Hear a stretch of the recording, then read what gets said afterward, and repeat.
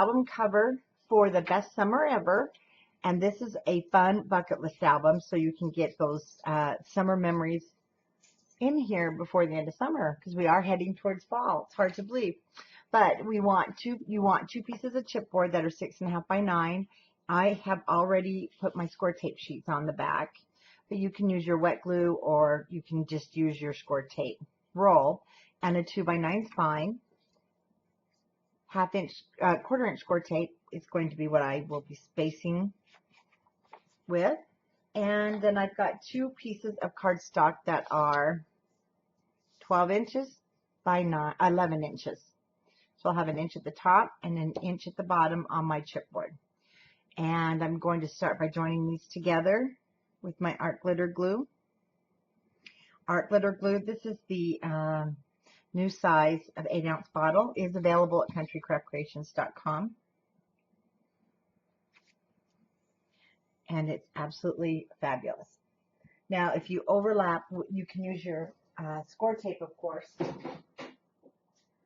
I like the art glitter glue because I don't have to overlap as much, and it just seems, this is about the only place at the top when I wrap my chipboard I might get just a little bit of, not even really cracking of the cardstock, but tearing, and using the glue just seems to help minimize that.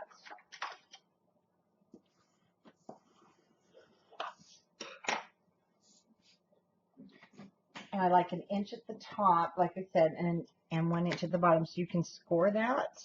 You can draw a line, or I just use my quilling ruler. And I'll start with the spine because I'm going to center the 2-inch spine right here on the joint where I attached my paper. Go ahead and add your adhesive of choice.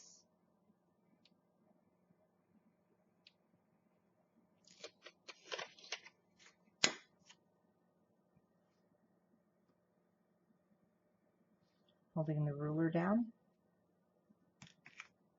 Just butt it up on the edge of your ruler.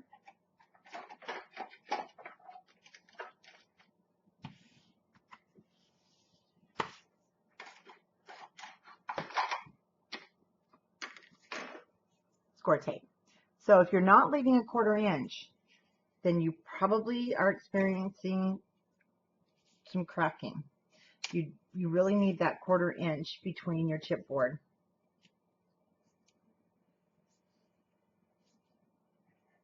Otherwise, it's just too much. It's too tight and too much pressure on this any cardstock. I'll have a 6.5 inch piece here and a 6.5 inch piece here.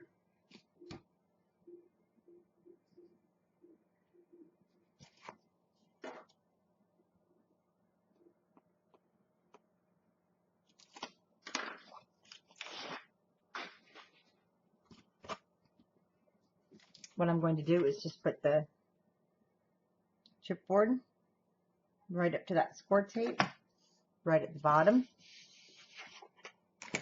and then I will trim it down to 1 inch.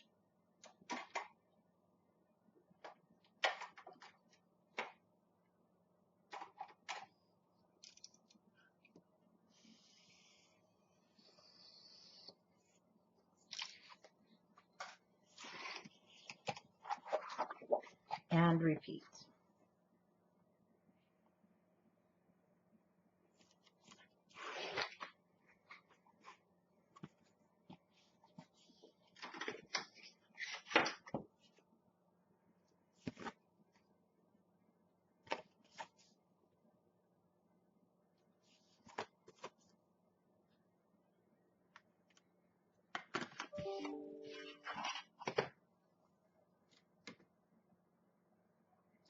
Turn that off. Forgot to turn off my notifications. Sorry.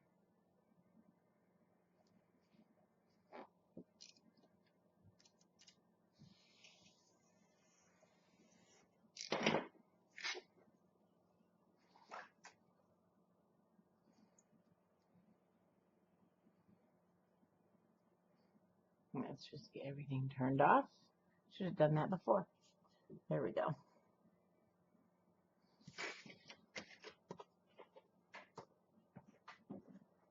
Now, I'm going to go ahead and remove the backing to the score tape so I don't forget when I wrap the chipboard. And using the edge of my chipboard, and I'm just going to bring it all the way over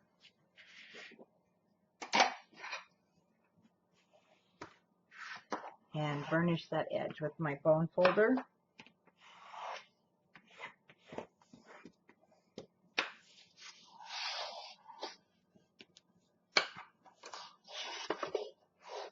Same thing with each edge.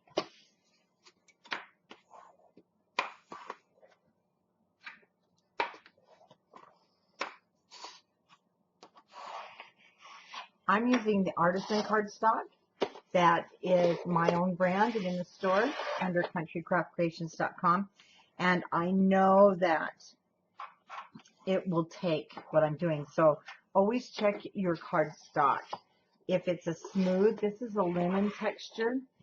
If you are using a smooth, maybe lighter weight cardstock, it may not handle this as well. So do test your cardstock first.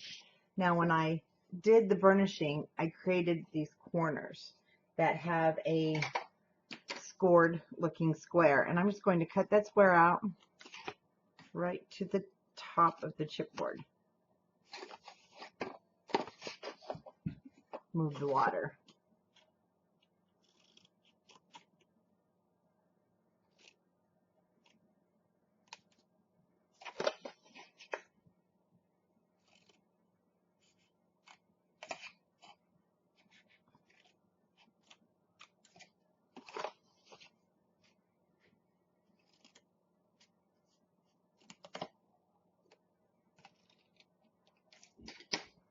So I have 4 squares.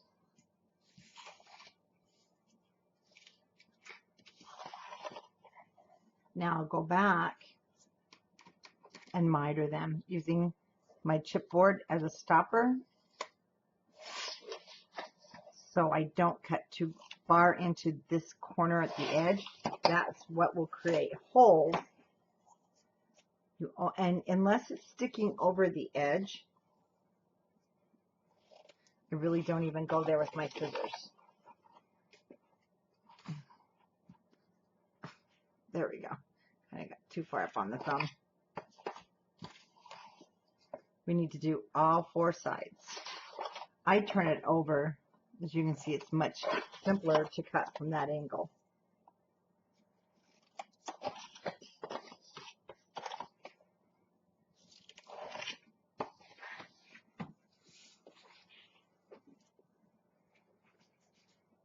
Whatever size score tape you want to use, I am going to just use the 1/4 inch. I will be using art glitter glue also. I'll go ahead and top of the cardstock and top of the chipboard.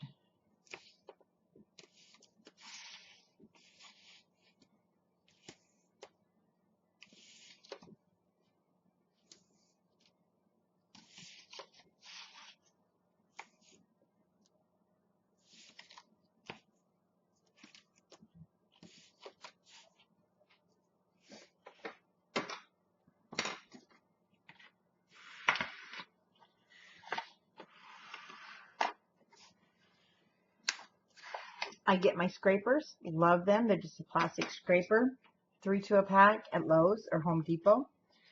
They're usually in your paint department because they're plastic, and they are a great tool for just a couple bucks. Now let's remove all the backing of the score tape. With the art glitter glue, I will put a bead of it right along the top edge of my chipboard.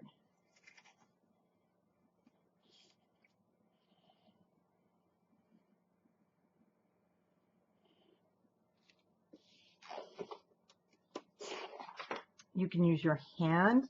You just want to push it against that chipboard.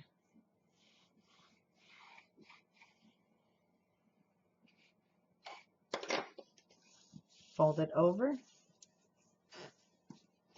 And then that's what I was talking about. Once in a while, you'll just get a little on, comes apart right there where you've attached your edges.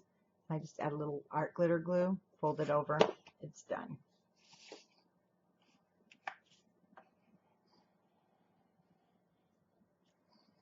And I go that way because I find, notice when you start, you get a lot more glue. That way I don't have it all coming out the ends.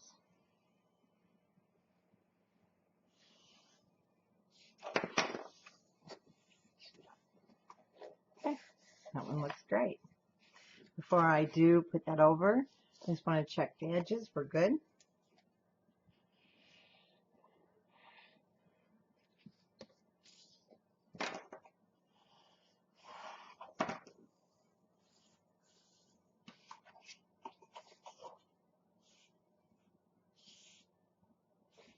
Look great.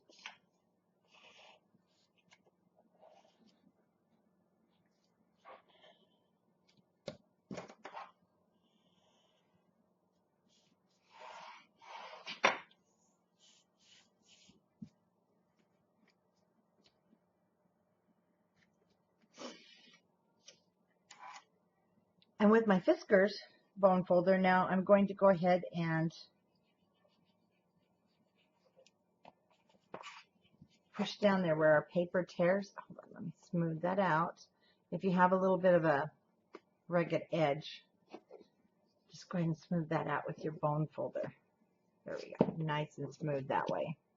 Okay, so we need to be able to close this, but if you don't, so there's where I've taken my bone folder in. Let me show you the difference.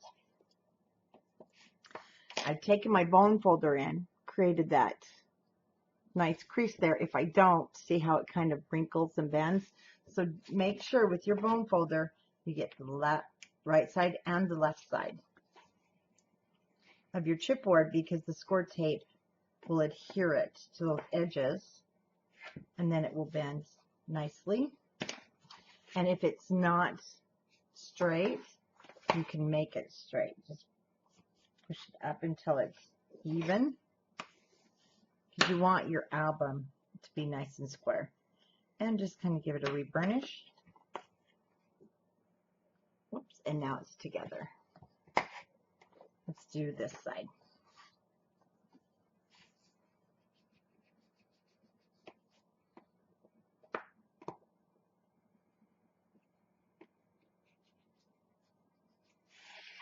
And the bottom.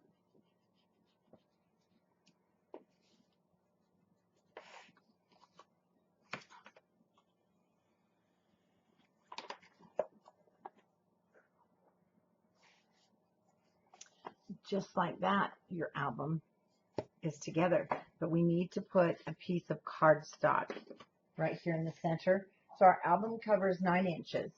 We know it's going to be 8 7/8. And let's go ahead and go by 5. 8 7/8 by 5. And I'm just going to actually cut a piece of cardstock. I'll cut it 8 7/8, or well, 8 7/8 by 5. But I usually start out about 5 1/4.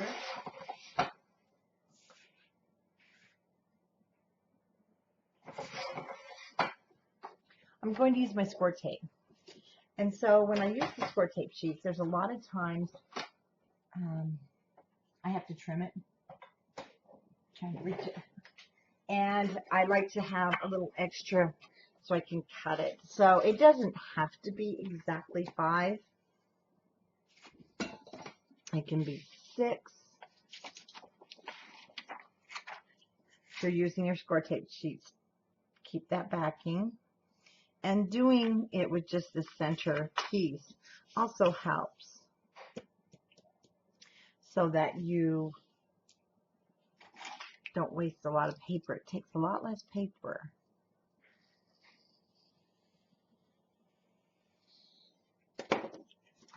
We are going to keep these pieces because they will be used. Now, I find this is why I do the bigger. It's sometimes easier. Put it in your cutter, cut that off.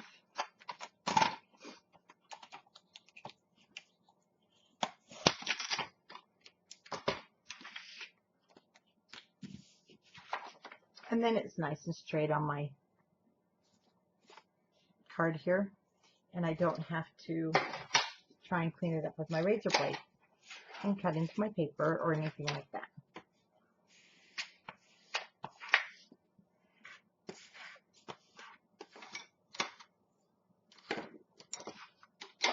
There's some of these tools. Okay, let's grab our album.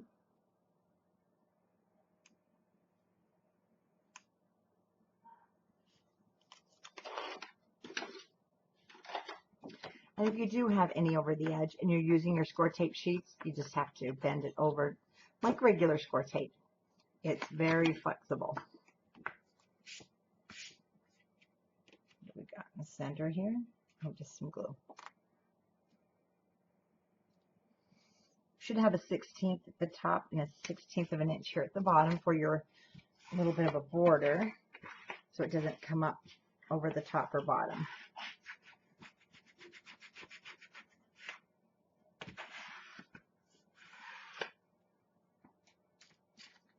Same thing, we need to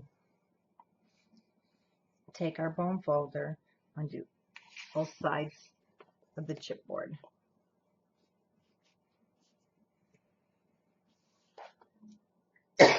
And because if you've used the score tape sheets, you have full coverage, and it will catch the edge of that chipboard.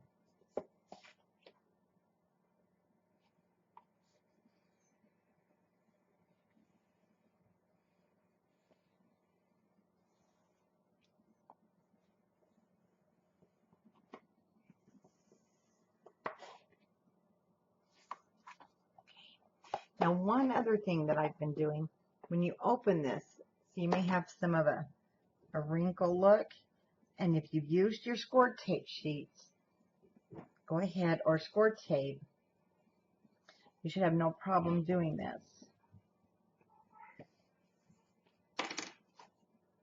Smooths that right out. Looks fabulous, and there's your cover.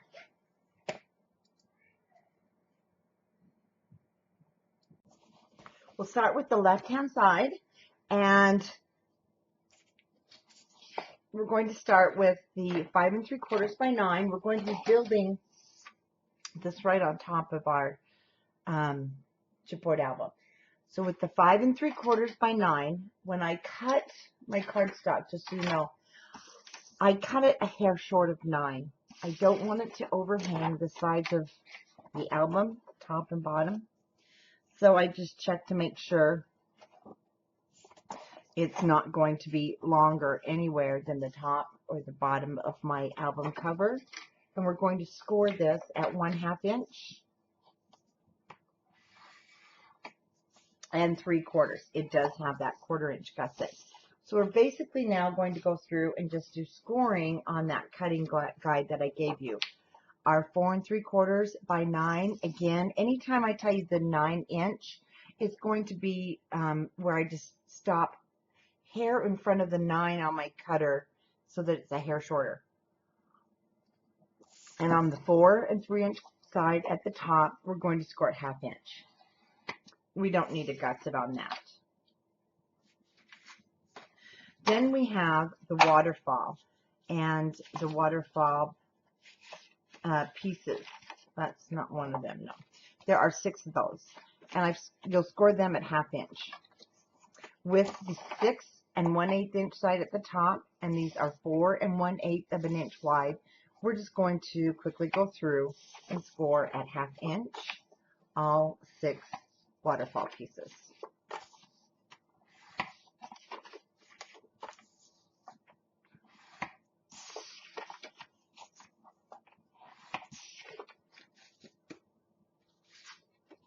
Then you have a 4 5/8. You have one. It's a 4 5/8 by 6 1/8. This is going to be that flap that has the 4 by 6 cut apart. So the cut apart is 4 inches by 6 inches, and it's going to fit perfect on here. So at the 4 5/8 across the top, I want you to score it 1/2 inch. Then we have a 4.5 by 9.5. And this, no, 4 1/8 by 9.5. This is our waterfall base. We're going to be building the waterfall on here, but this is also a pocket. So with the 9.5 inch across the top, we want to score 1/2 inch. And I turn it so that I always score on the left-hand side. I know that I've got a full 1/2 inch, because if you ever cut it a little bit short, you're not going to, it just changes the size of the hair. So we have a 1/2 inch at the top, 1/2 inch at the bottom. Then we have two 5 3/4 by 4 3/4. These are the inside pockets. We want to put the 5 3/4 across the top. Ooh, did I go through? I hope not. No, I don't think I did. So let me double check. Got myself pushed too hard right there.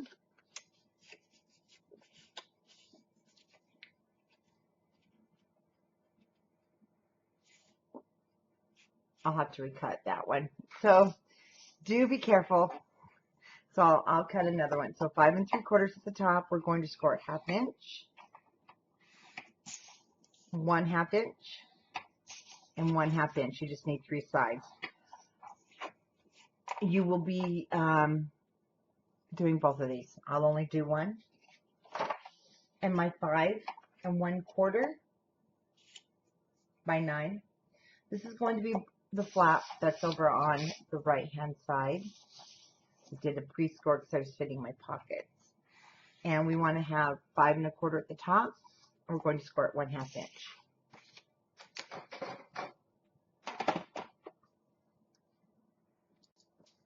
We'll be building this right on top of our album cover. And we're going to start with our 5 3/4 by 9.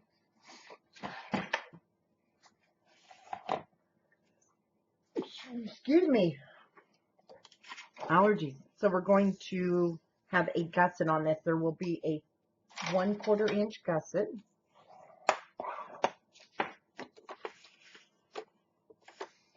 Sometimes those 1/4 inches are a little hard to get. Just pull on that paper. There we are. But we need the gusset for the waterfall.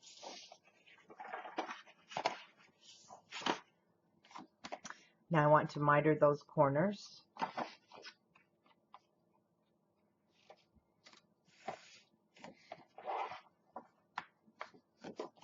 The piece with the gusset will sit over here on the left-hand side, on the inside of your album. I will be turning mine upside down.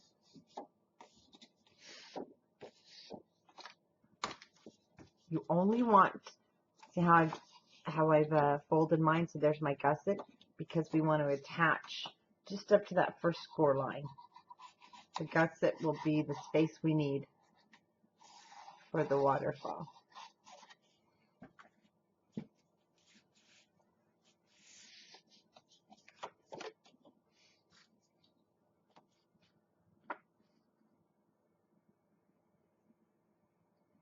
Now come in 1/16 of an inch from the edge, so the gusset has, when it comes up and sticks out a little bit, it'll be pretty much even. So just move it on the inside. Oh, just a hair. A hair basically is 1/16 of an inch. It's kind of like a pinch, when baking.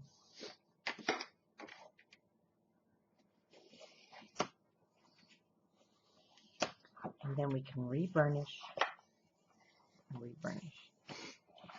One thing we're going to do, we're going to build the waterfall on the base. And we'll be doing a little bit of matting because of the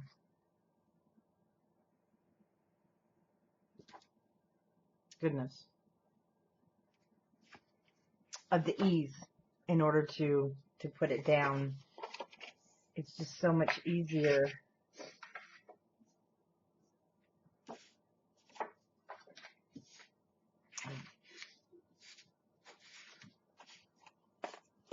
When I put Just making sure. Okay, when I put these down, you'll see me sometimes the numbers go upside down, and that's perfectly fine.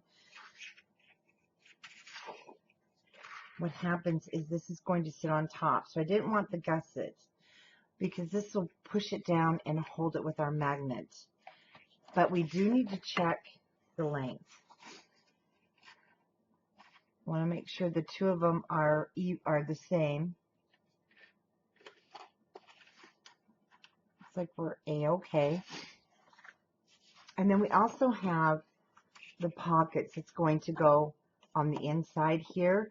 So they're actually easier to build before we put it down. And you will want a large magnet for this, or you'll have a tie. But it will sit on top. We have the gusset to the left. And this is going to open like so.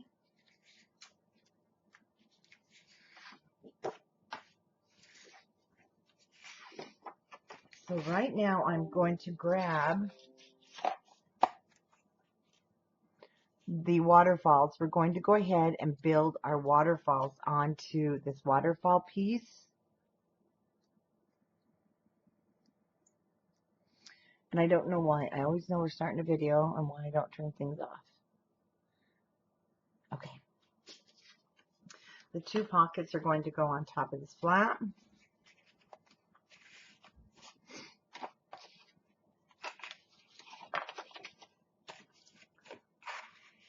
Five and a quarter by 9 will sit here.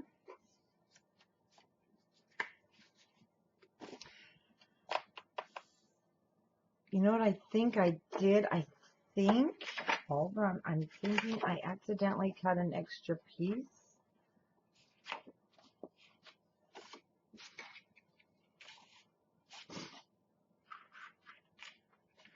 And I do.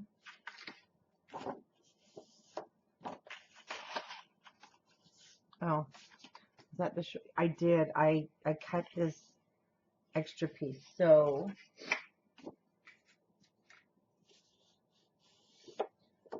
I'm just looking. This 4 3/4 by 9. Let me double check where I put this. I don't know why I cut this.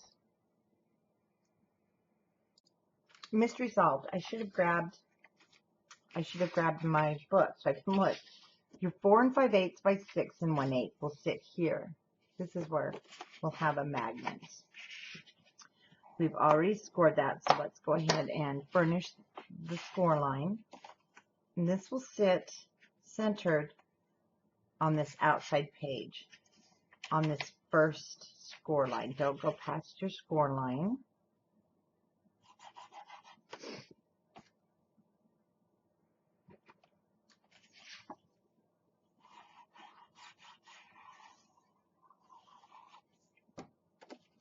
I centered mine.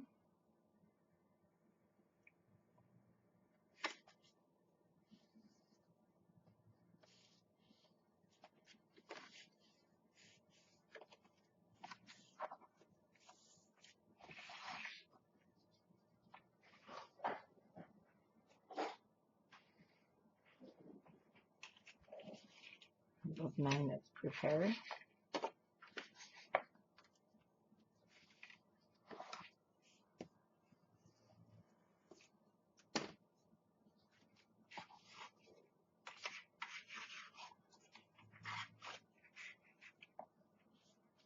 There we go.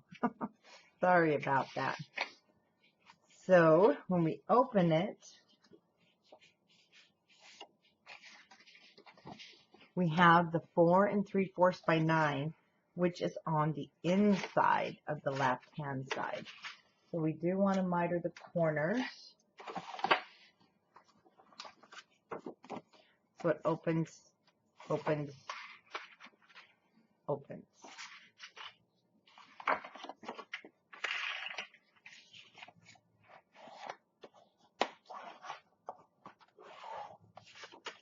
Just want to really burnish that so it lays flat.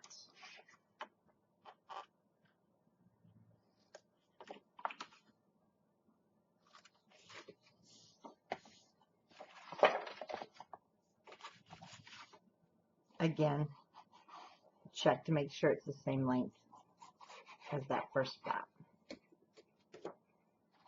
because you can trim it before you put it down.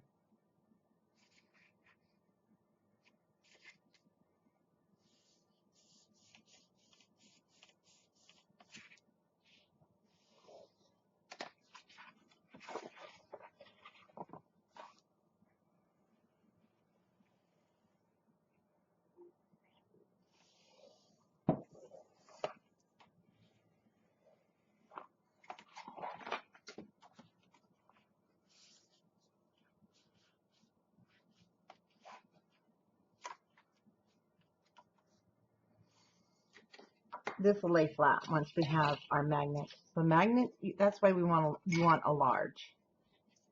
Right now we're just going to put this one on. What's going to happen is our waterfall will be over here. So we're going to nestle this magnet down. We have that's going to go through. So first, because I checked when I put it on the original album, it wasn't quite as tight. So we're going to play a little bit. Let's wait. We're going to play a little bit about the placement of the magnets after we build the waterfall. Let's go ahead and build our waterfall on the 4 1/8 by 4 1/8 by 9.5, and we have already scored both ends.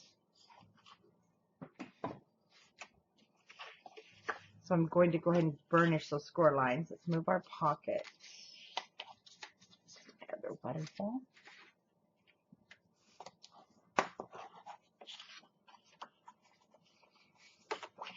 We're going to also bring our book over and just check our placement. You have 1/4 inch. See where this will be? And then it'll actually kind of sit right there. Then this will be glued down, but it becomes a pocket with the waterfall on top.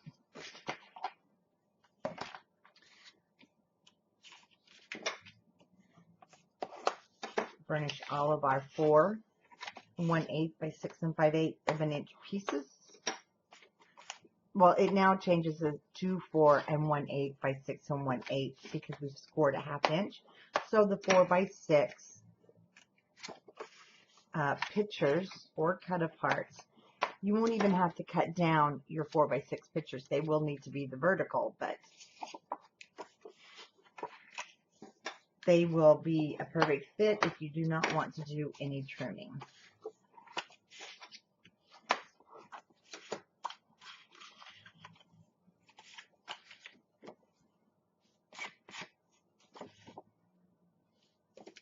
I am going to check them before I put them down, just to make sure that we have the same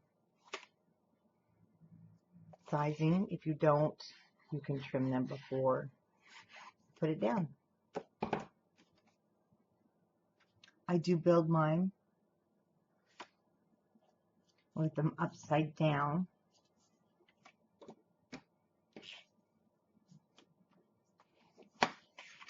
Easier for me to work with it closest to myself. Where one waterfall ends, your next waterfall will start.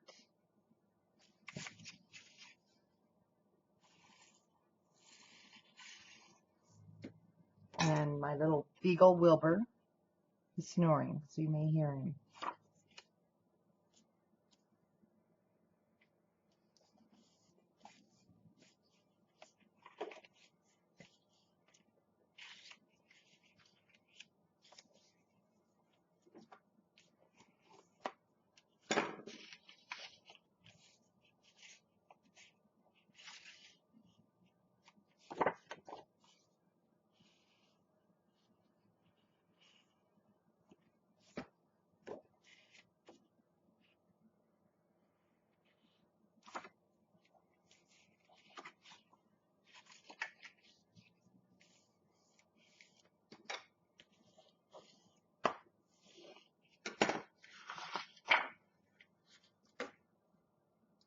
I thought I'd try and work a little ahead, well, not work ahead, by doing the speed through, so you didn't have to go through, but it didn't work. So what happened is I ended up done, and then you know how you fast forward, I ended up, it didn't work. So I have all my pieces on, and you did see, you just continue putting it on the way I did.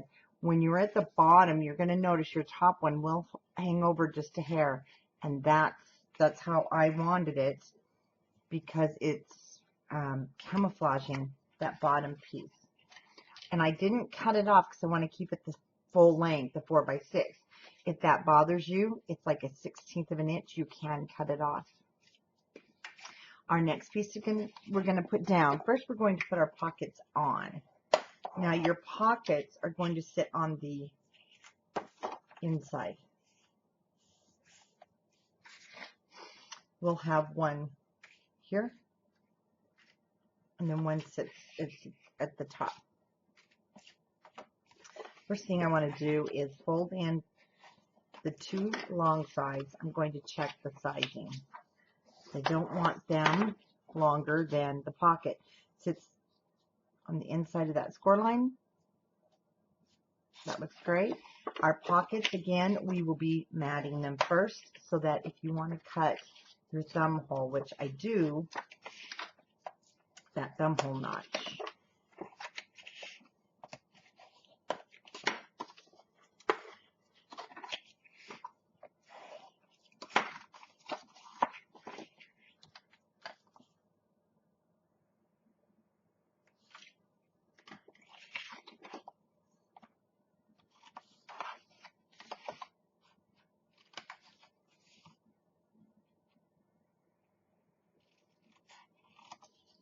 When cutting your corners, just don't cut through the score line. Try and keep it. Otherwise, you get a little bit of a hole, and it's kind of inevitable. I always cut it a little too short, but you don't ever really see it, so don't fret if you do. Because we see more than the gift when we give it. So, or if you're going to keep this yourself, you won't even know. Okay, let's go ahead and get our matting pieces.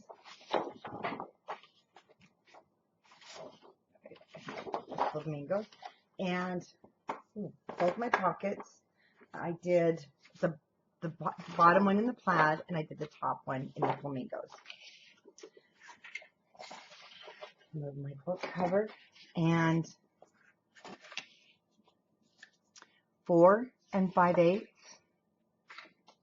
So we need 4 1/8 by 4 5/8, and that's kind of important because we have a pattern here.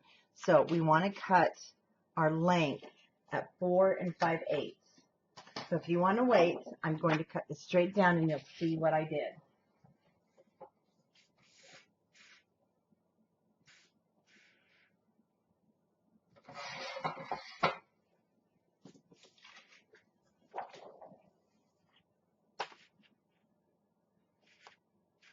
I need my 4 5/8. Now from there, I'm going to cut 4 1/8 of an inch pieces.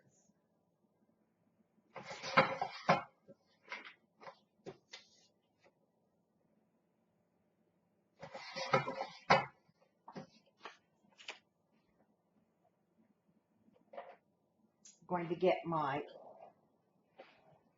Stressy. You can definitely use a fun color on this. You could use pink. You can even use black. I'm just using sepia, and what I do is I always do the back side. That'll be my front, because I don't want, so you'll see the front. I don't want a lot of that on the actual front piece. So when you do it that and reverse it, you still have your edges, so you don't have that white core, but you don't have a lot of ink, especially on this paper. It'll kind of, it runs just normal. And it also, we'll put stickers there anyway.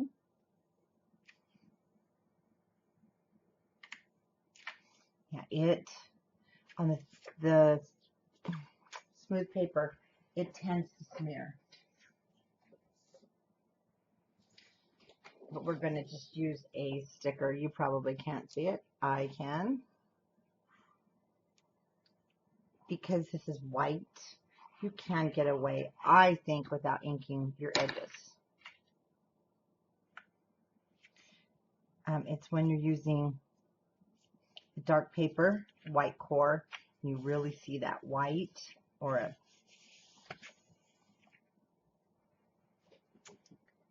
emerald colored papers, I call them. Jewel colors. There we go.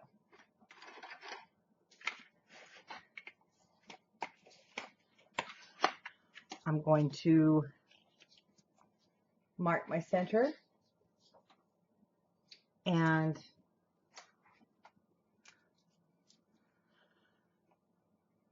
my center is about almost 2 3/8, and I went down about 3/4 of an inch. I love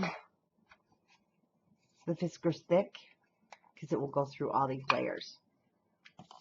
I like it to fit perfect. And then I've marked my punch. So I mark the center and the two sides of how far I want to go down on my thumb holes. Actually, I'm going to go a little further because we went down 3/4 of an inch. Turn it this way. Let's go ahead and ink that.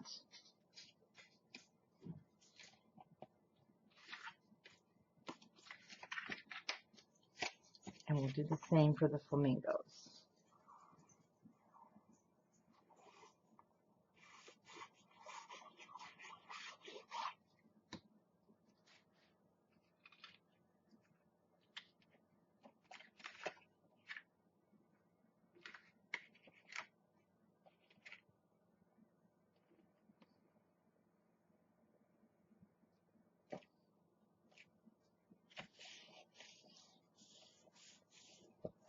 This is why I like the dry diaper wipes. The oils on your finger, some inks that will spread. Prima, they're pretty well, they don't smear once they dry. But I've had some inks, so that's why I like to use the dry diaper wipes. Now, if you want this to be the exact, so that they match perfect, just mark how far down you went. That'll give you your center and everything.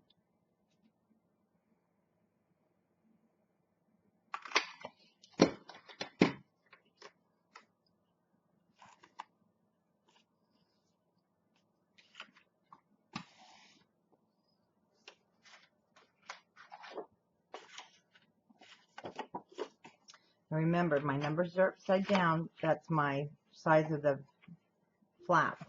Let's go ahead and just miter the corners. We'll put this down after.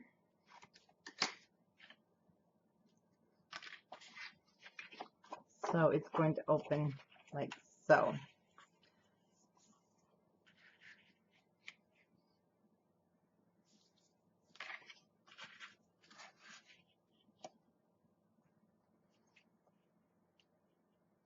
We'll be sliding in the little mat piece if you are going to be matting these.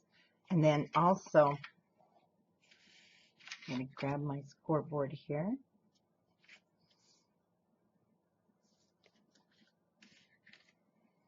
And I have 1/2 inch.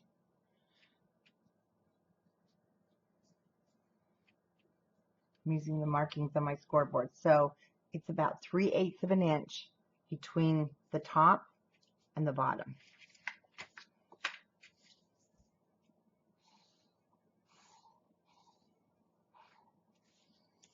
I love the markings on the side. I don't know if you can see them very well because mine are getting kind of worn off, but they are numbered in inches all the way down both sides, left and right.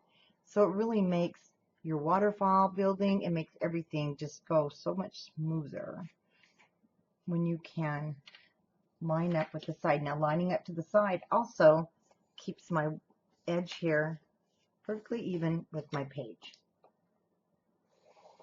And I am pushing it towards this right side edge so that it is there where I want it.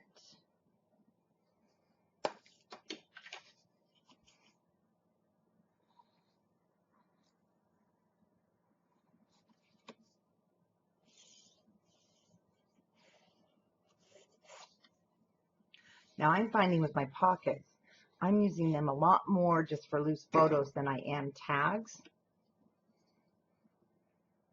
A lot of times I get the pictures, but I'm not ready to put them in the album. So I'm finding that I've just been putting them in my pockets, kind of like in our husband's or children's or our pants pockets, and then we pull them out, pull our stuff out when we need it. I find all kinds of things in my pockets. Candy wrappers, dog bones.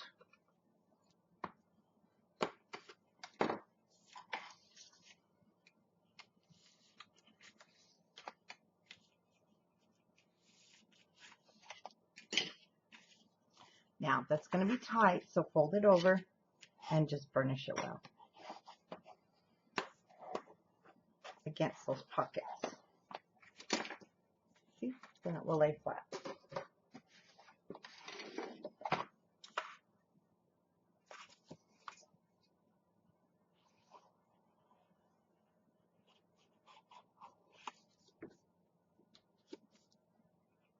Again, about a 1/16 of an inch away from that edge.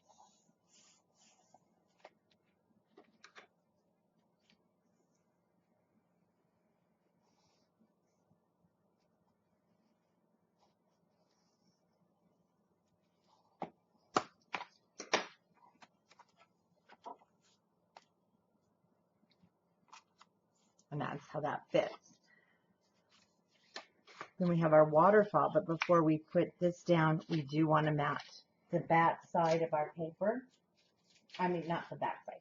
We want to mat the inside, you know what I mean, the back here.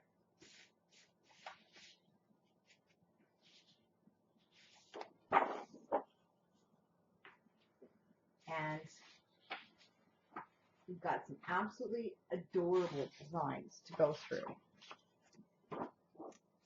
This measures 6.5 by 9, but we have moved this piece on the inside just a little bit. So grab your ruler, and we're going to measure.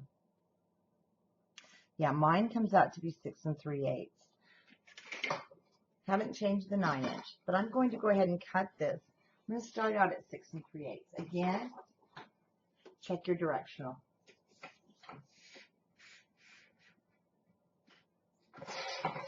My length, 8 7/8.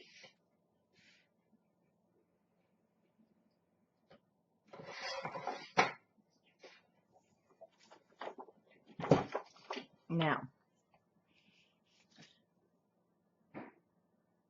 I can see that I do need to trim that.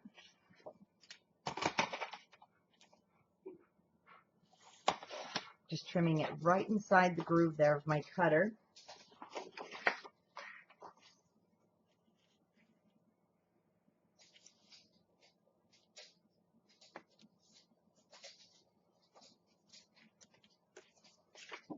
Opposite side. I'll go ahead and ink.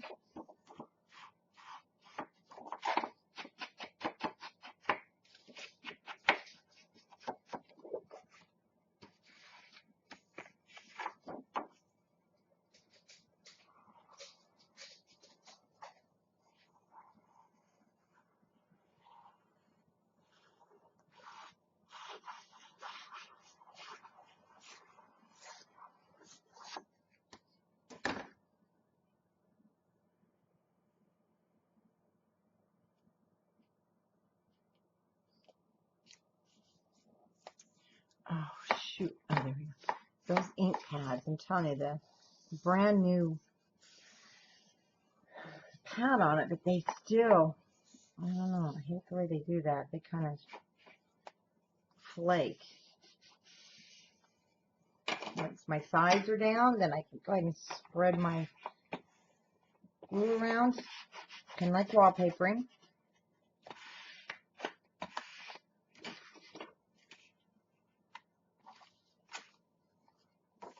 Okay, now to hold everything nice and tight, my 2 large magnets.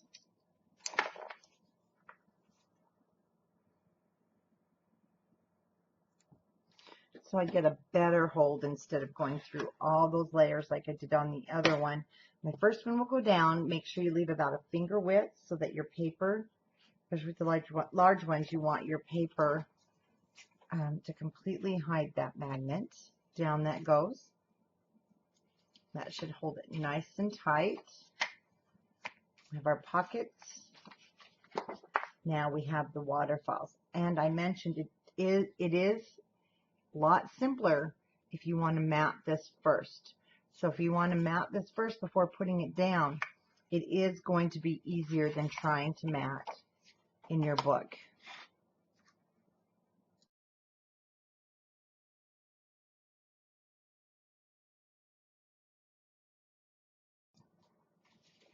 Okay, to do the bottom, like I did mine, you're going to take your banner sheets, and this is at the top. So what I did is I cut it below the pink all the way across. I cut the header off. Then I cut this 4-inch piece.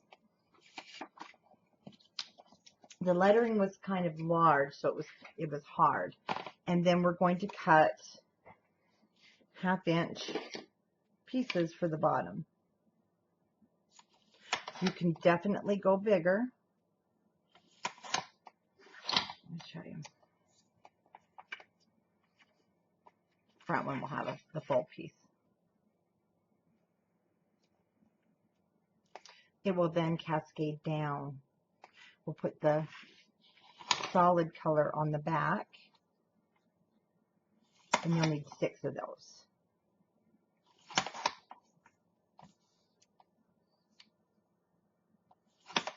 Five and 6. So I cut the 4-inch, but you have that little bit left.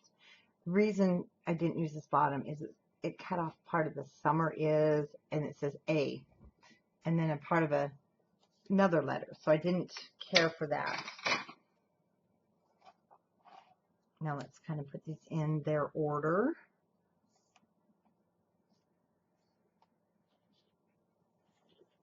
And I'm not going to ink these.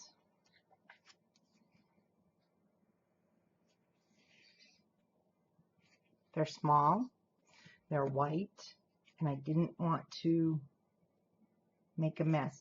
Again, leaving that little bit of a border on the bottom.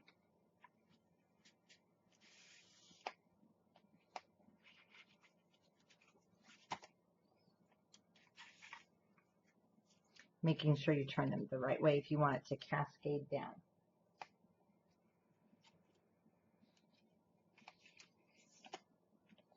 So these just need to be turned that way.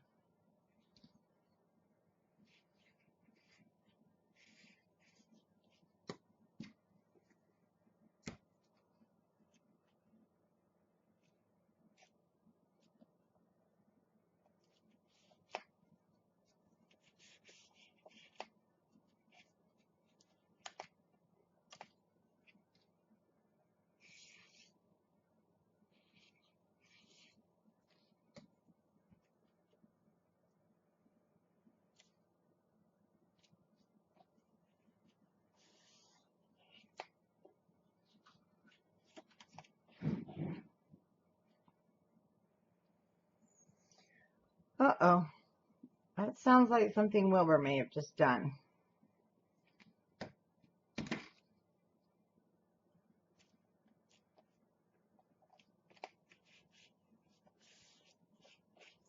Oh, I know what it is. They need their water bowl filled. Yeah, I'm having some talking problems today.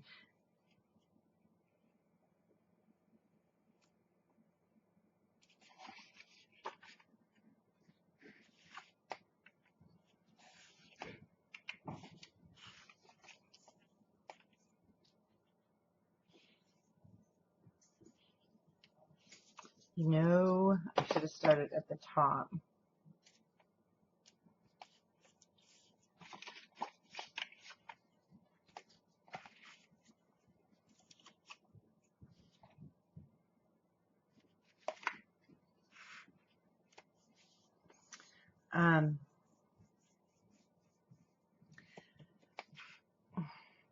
This is where, if you notice there was that note, start at the top. I did not. Your bikinis will show this way.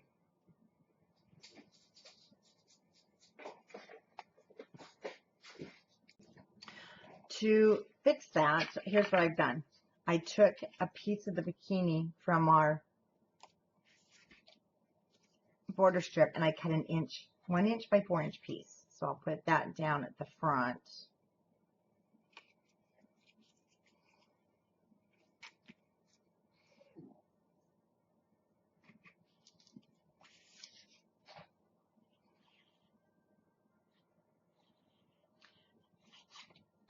That way,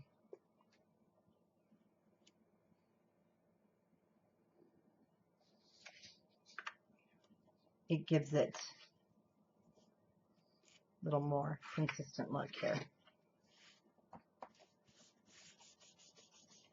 And then with the piece that we did the matting on the book, I cut a 4 inch by 4.5.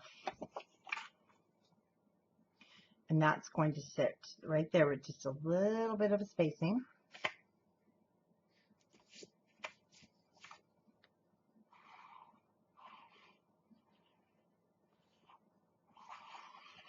For the back side of your waterfalls,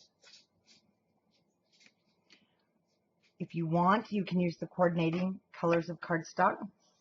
You will cut 4 by 6 inch pieces, and then you'll need to trim your pictures, or you can leave them plain and let your pictures be the matting, or you can use just a white, but you will need 6 of them.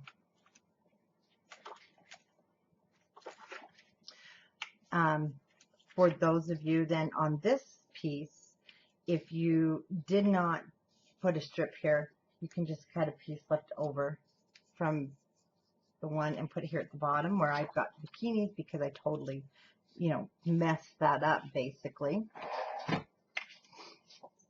Now we're going to be putting a strip of 3/8 in the center, and I have the 4 inch piece. It's 4 by 4. And I'm going to use, I believe, the ice cream cone side because it looks really cute with the rest of the paper. And I'm just cutting, oops, that one was definitely too big. I'm going to cut 3/8 of an inch pieces, and you'll want 6 of those.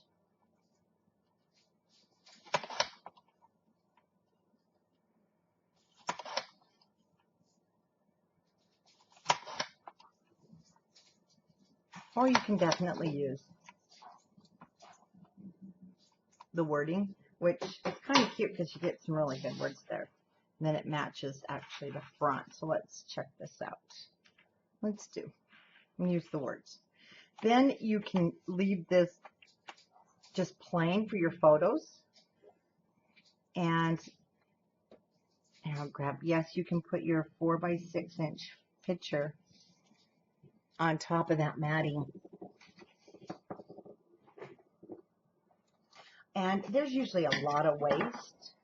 I do cut mine, Mrs. Wilbur. And so I did, he's already been cut down because he just fits on my board. But see how the picture will fit? Then you'll have a little bit of black if you cut it down. Or if it is the full 4 by 6, because this has been cut to about 5. It can sit right on top of the, but it looks cute to bring it inside of the borders.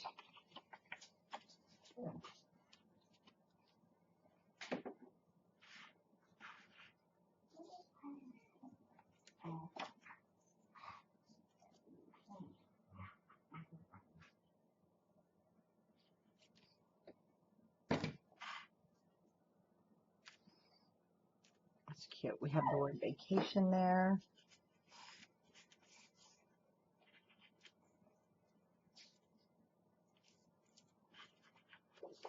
And actually, this will be the next one. So you can see where I cut the beach.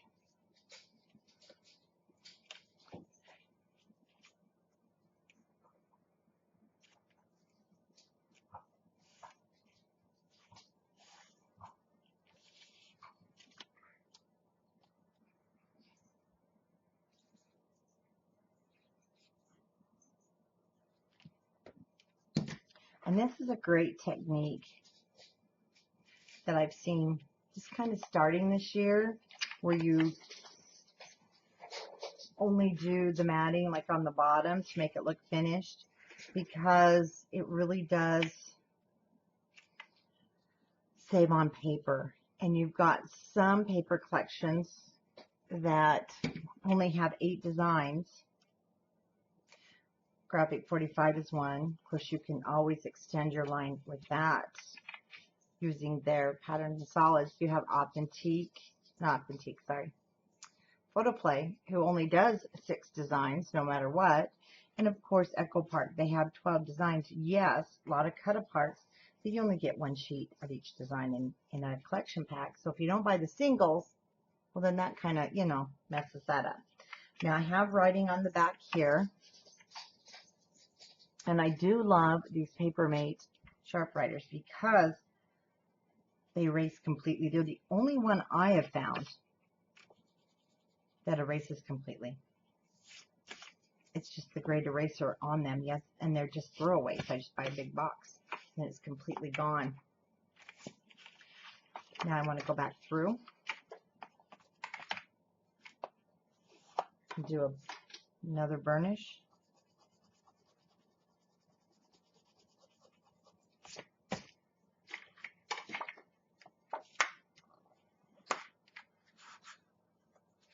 So right there, you've got room for 12 photos. 13 actually with that last one.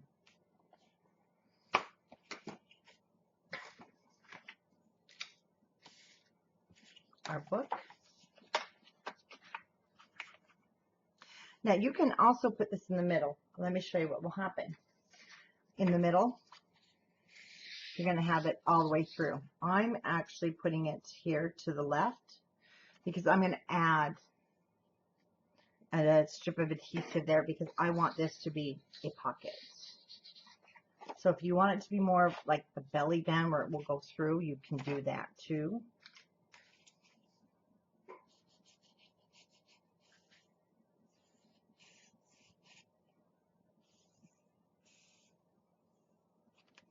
Now the secret to this is making sure you glue the correct edge.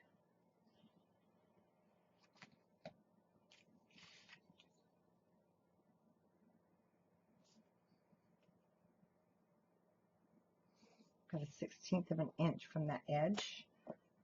Got a 1/4 from the top and the bottom.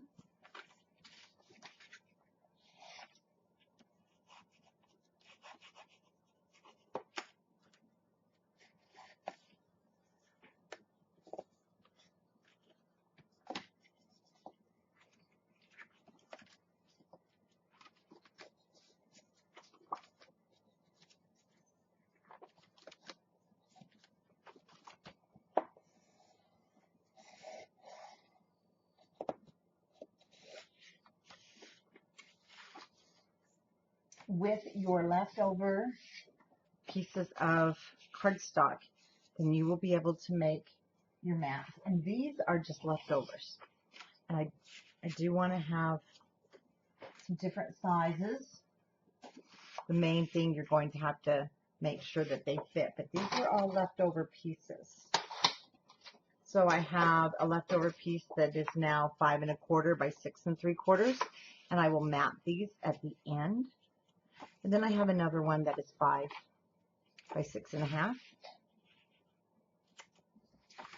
And let's go ahead, we're going to mat right here and right here. And if you want to keep it all looking the same, I'm going to use the back side of our flamingos. You should have a piece left over that was the 4 1/8, so it's like your 4 5/8, perfect size. And you just need to cut. I'm going to cut a 1 1/2 inch piece. So where the flamingos are, you can either keep your flamingos going,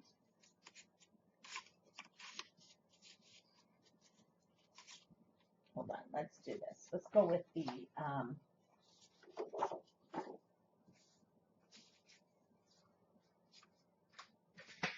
here it is. Let's go with our waterfall because you should have a piece.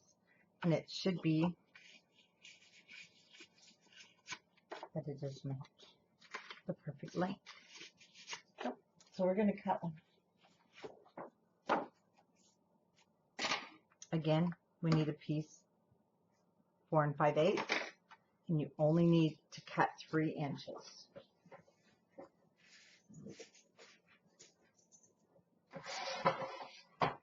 Oh, no, drop it right now. Give me the sock. That little stinker. He had a sock.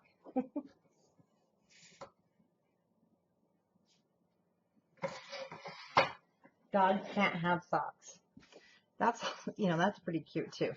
So let's go ahead. I'm just going to cut 1 1/2 inch pieces. Cut that right in half.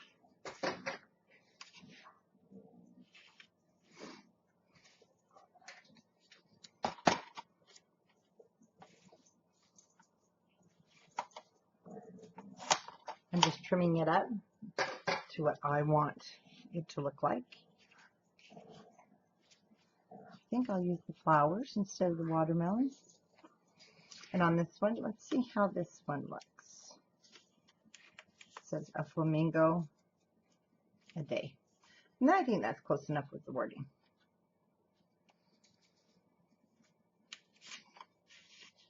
I like it better than the, what's it called? Goodness. Watermelons. I'm just doing a tiny trim so it fits a lot smoother down into the pocket.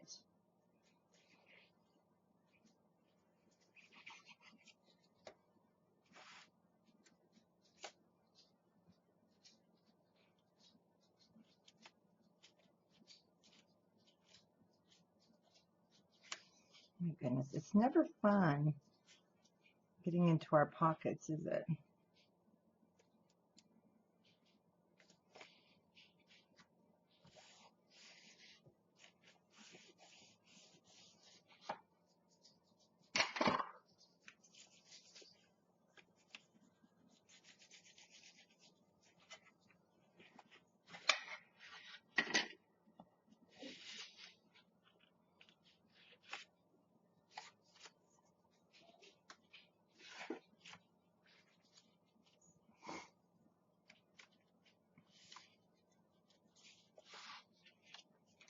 I think I want to keep that flamingo theme.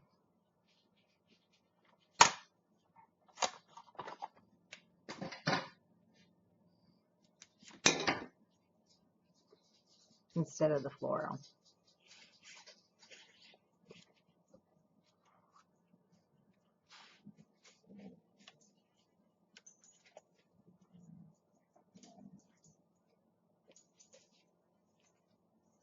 I like it when they go in nice and smooth.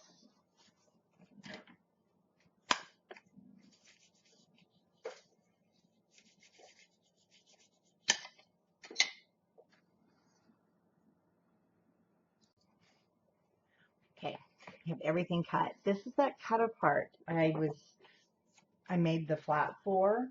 And on your sheet with the cut aparts, this is at the bottom. It's basically the only cut apart that is 4 by 6. Going that direction. Your other cut apart sheets,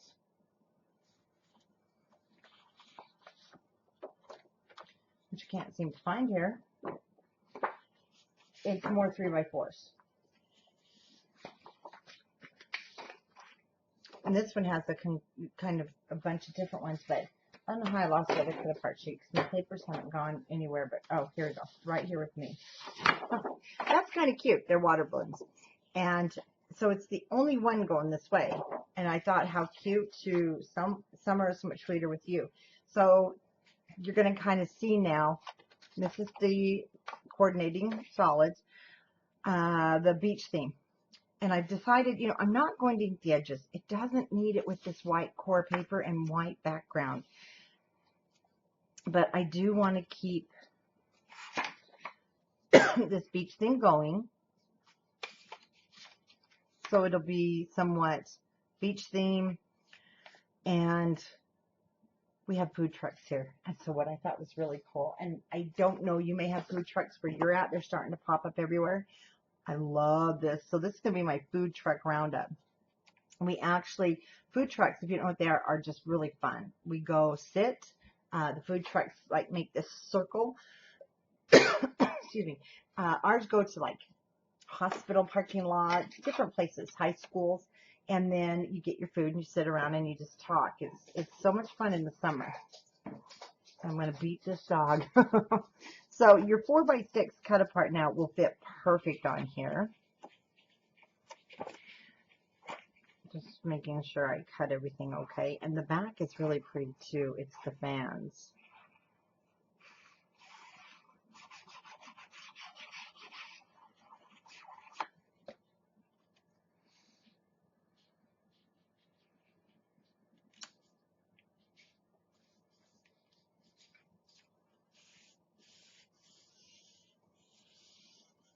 And for me, this is going to hold about, I think I can get 50 pictures in here easy. I use a lot of 2x3s because I print them off on my little portable printer that hooks up to the phone, and then I have my 4x6. So with the combination, I should be able to get at least 50. And for me in the summer, that's plenty. We have, I use the green and the pink, but it's going to be the pink, so we can keep the pink theme going. In the summer,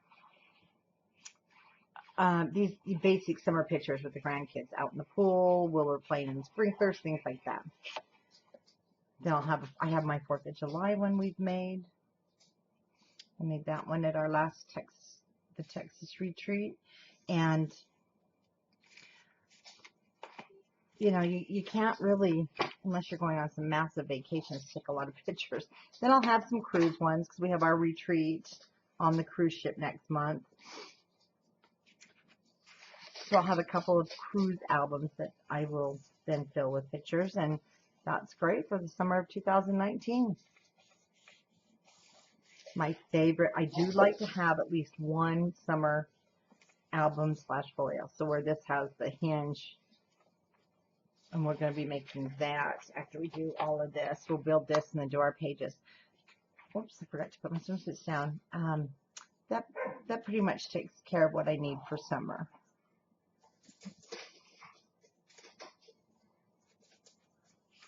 I want to apologize in advance.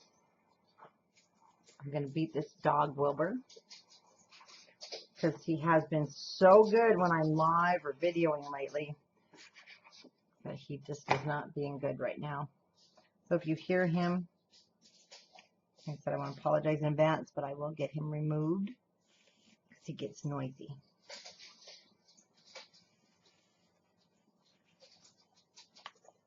Don't worry about that gusset. You can see I'm moving it around a lot. We'll be reforming it. It's just fine if you're using your artisan cardstock.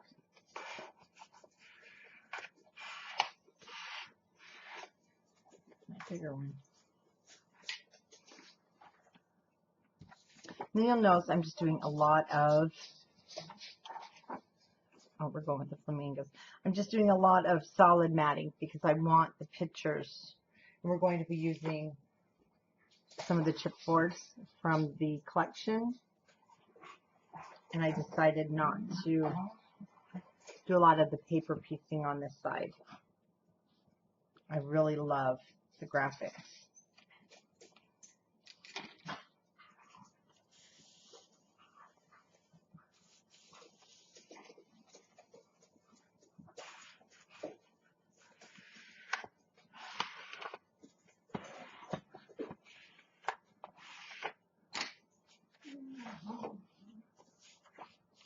Swimsuits. Except we're not using the swimsuit side, we're going to use this side. And I'm going to use the pink.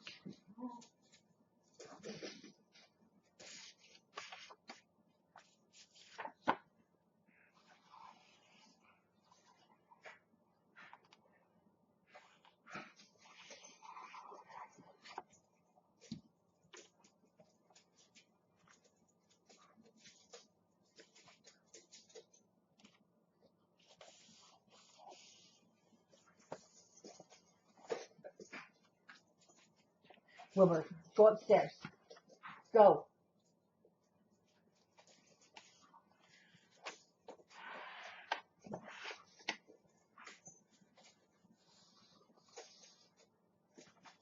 Now, I can see on my solid, this is probably where I could have inked the edge because it is a dark, you'll see the white if you're using the coordinating solids that go with Best Summer Ever.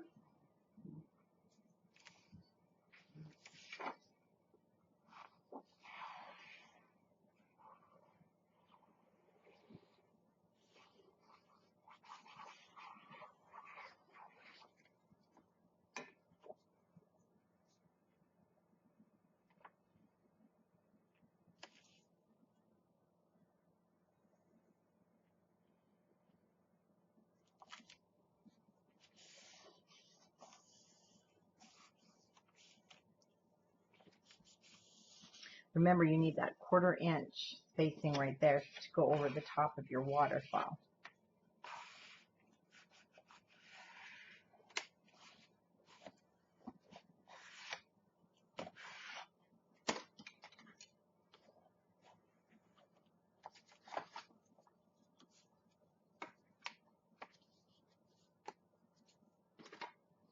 Just a little reburnishing here. And for this side,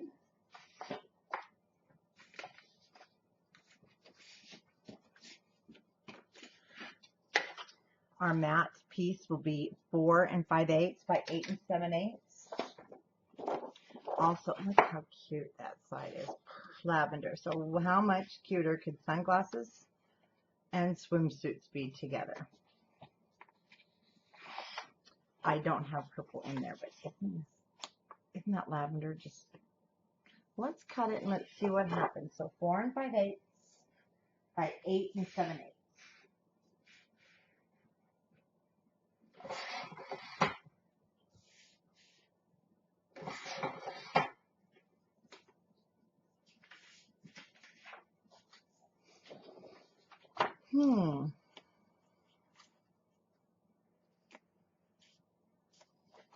I'm liking the lavender. We're going with it. I'm a purple person. Just wanted to smooth that edge out from my cutter. 4 5/8 by 8 7/8 is the size of the matting.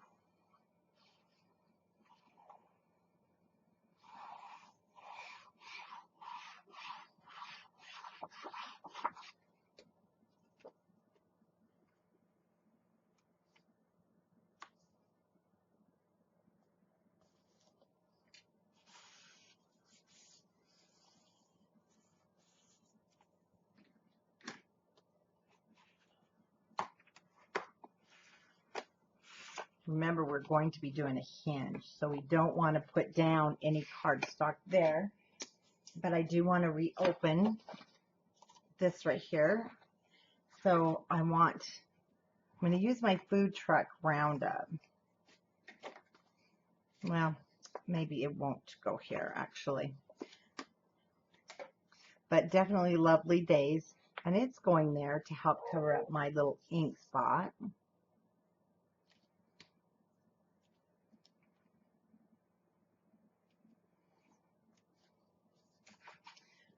And everything that you have to have at the beach, you definitely have those cocktails right when you're at the pool. I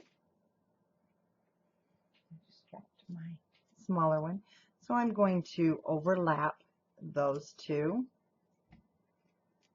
I'm going to keep them up on the plaid. The flamingos will be a great spot for a photo.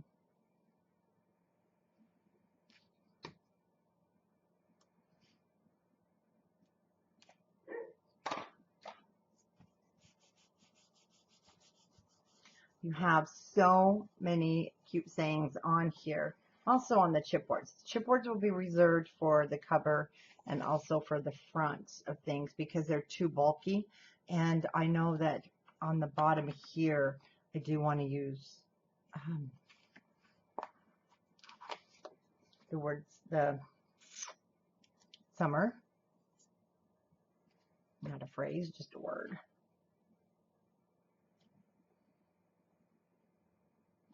Also, when you do this as a gift, it's fun to maybe cut out a section of your sticker sheet and add it in to your project so that the person receiving, if it's a gift, the gift then can use the stickers and place them along with their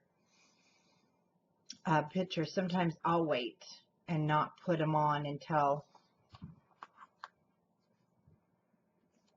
I do the photos. That's a pink one. The lavender one. Again, going to overlap. The ice cream cone and the purple popsicle.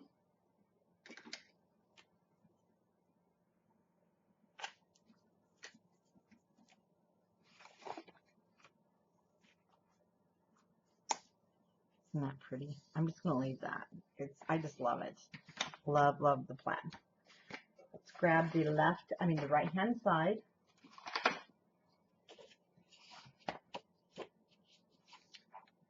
Our right hand side contains, turn the page on my notes, we have a 6 by 9 inch flap. I will be scoring this with you.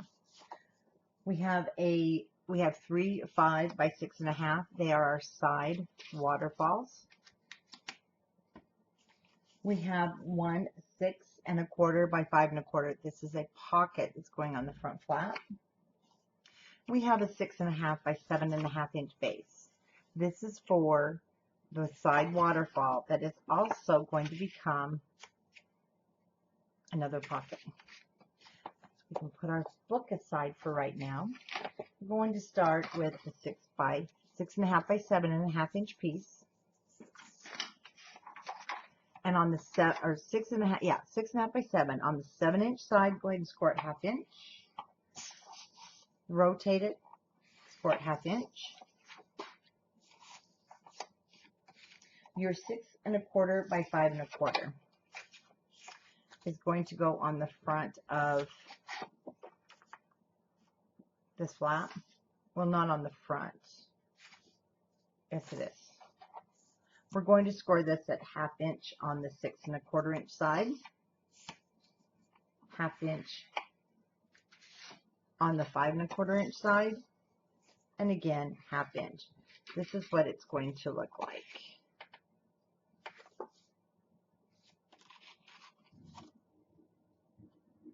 when all is said and done.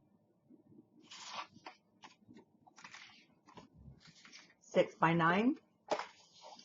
We're going to score at 1/2 inch, 3/4 of an inch with the 6 inch at the top.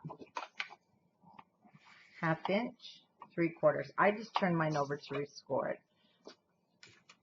Okay, you have 3 5 by 6 1/2 inch pieces.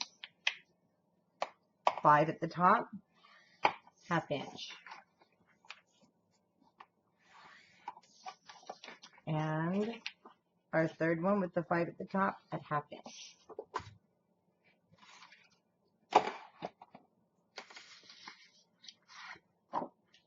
Let's start with the base. Let's go ahead and let's build this. We're going to build it very similar to the waterfall. The only difference is the pages, these are pages more or less.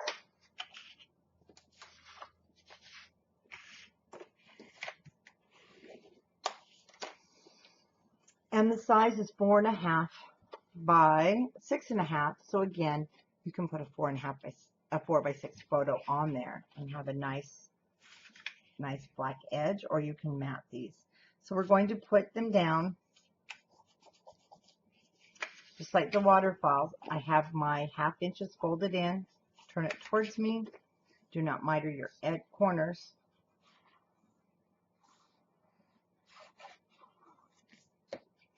Let's lay those down. And right up to the edge.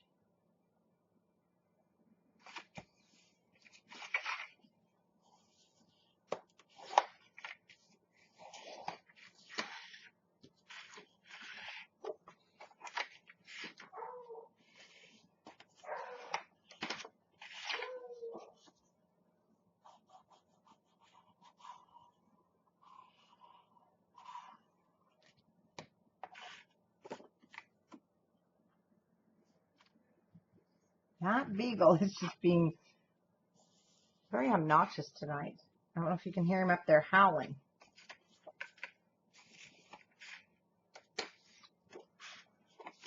And our third one. So you've got space for 6, actually 7 with the base. You have 7 4x6, 2x3s. You'll get 14, 3x5s. You can even get on here.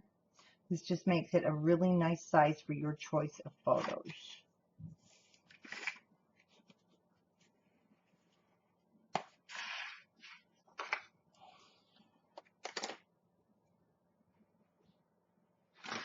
No, I lost my cloth.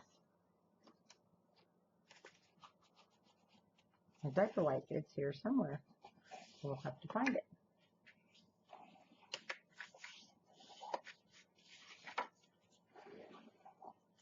Now this I do want to put. I'm going to take some twine. Mine's 32 inches, is too long. You won't need it that long.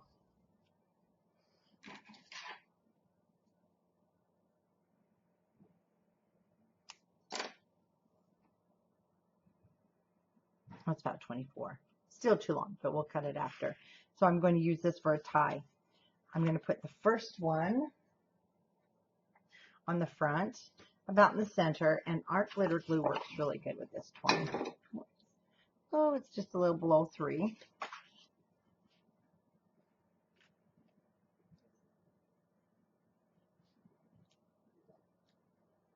That just marked it for me. There we go.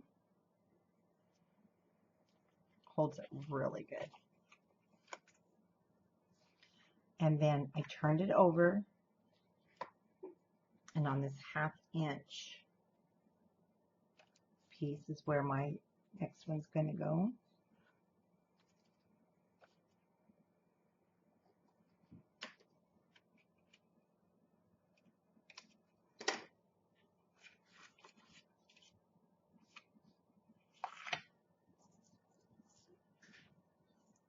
This, for some reason, when you're flipping things up and you don't have that flat base, I think it's harder to work on.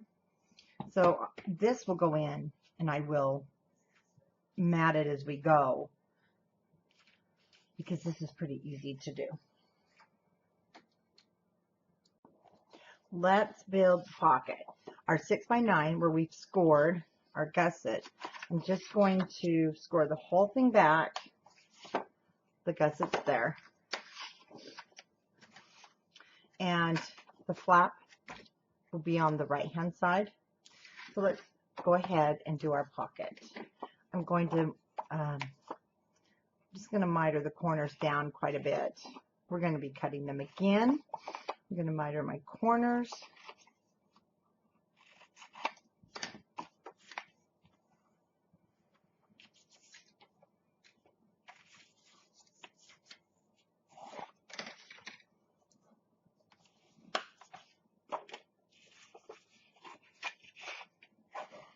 And I want to check the fit.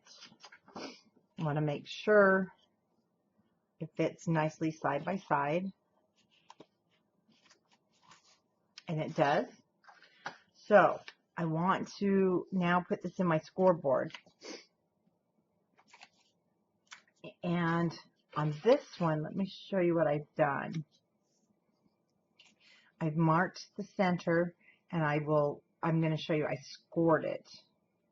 And I've scored it down to the 2 inches. So your center, because it's 5 1/4, is going to be your 2 5/8.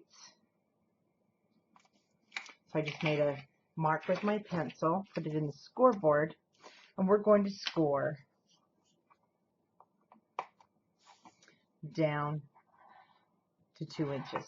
Don't worry if it's not perfect. You can go a little further.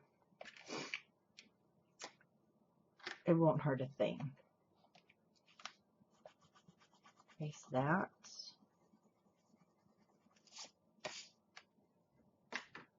Now with my ruler, we're going to use that. But I'm going to cut down the center. Like so. Now from the bottom to this corner, you can either draw a line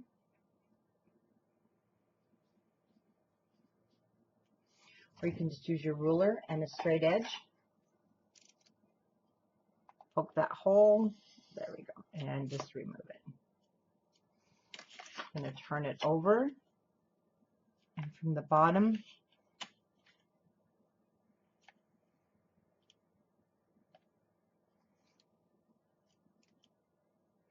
now overlap that just a little bit so that you know you cut into there. And don't pull it. This is the front of your pocket. You want it to look nice. And if you pull it, you may just tear it a little bit.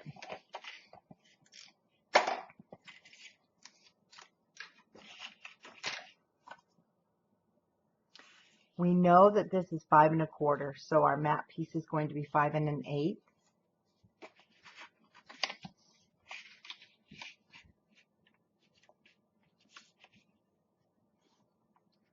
By 4 5/8.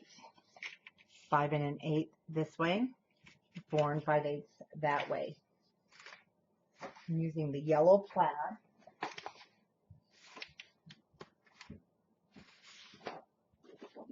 Because we're moving into now our eating. So I want to use the yellow plaid, and I'm going to cut a piece. Remember, we need to go 5 1/8 across and 4 5/8 down. So I'll cut my 4 5/8 first and 5 1/8. Pretty cute. I'll have the barbecue. Well, let's see. Should we barbecue and plait it? Yes, I think we should barbecue and plait it. That will look really cool.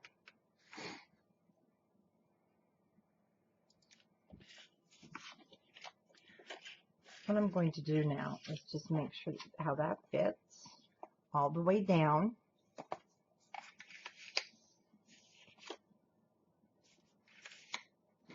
Using your pencil.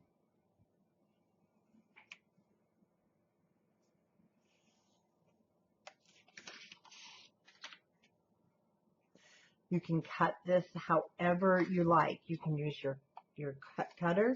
You can use your straight edge, which I do prefer. But with these, I find it is always better to cut, just like making those your flag pennants.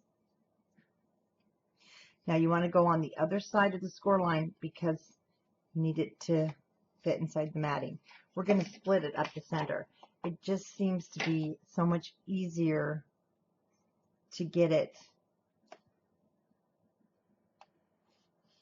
perfect when I do that.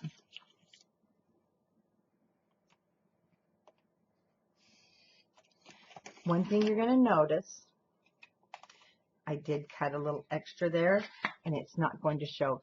Once we get the adhesive down, not a problem, but I do need to take this a little deeper.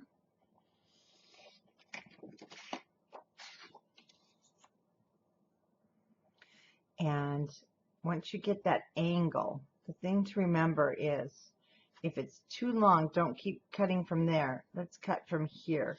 I'm going to take just a 1/16 of an inch off the bottom.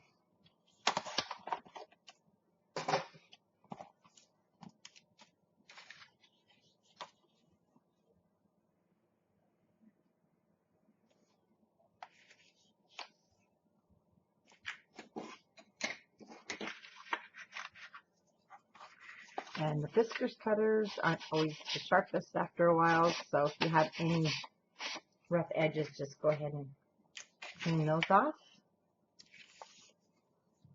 And I'm going to put this on here first, then I'll mat. And again, I'm going to use my scoreboard. So when I put this right up on that edge, push it. Then when I lay my pocket down, it should be straight.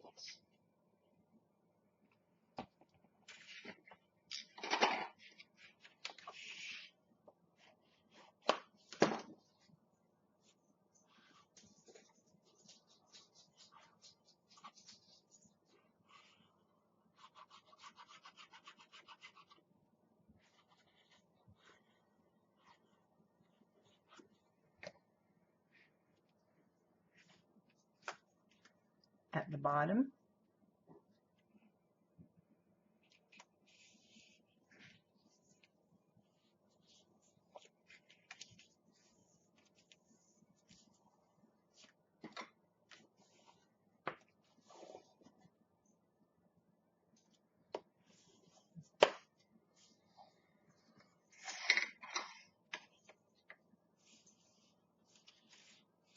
Nothing stuck where it shouldn't be.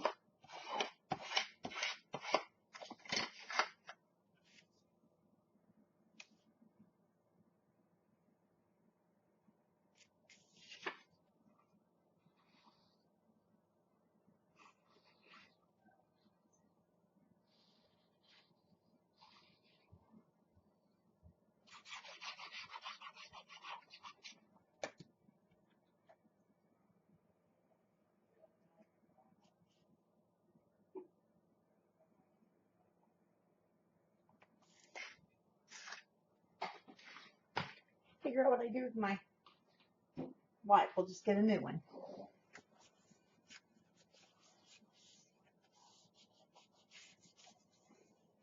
Like to get those edges, like a peanut butter and jelly sandwich, close them up. And why do I have this funny feeling Wilbur has visited my desk?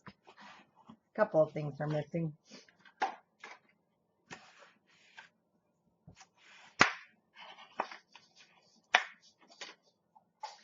You will have a piece left over. Oh, it's not going to be, I forgot we cut the extra width. Won't that look cute though? Yeah, we're working with the 5 and an 8, and this was the other direction. So I want a 5 and 1/8, and I need the matting to go down below my point here, or you can have it go so you sit it on top of that 1/2 inch score line, and you won't have it messing with your tags. And if you want to do that, then I'm going to cut it at 8 7/8 by 4 and by 5 1/8 by 8 7/8. Now, if you don't want to use that much paper, then just measure down to 7.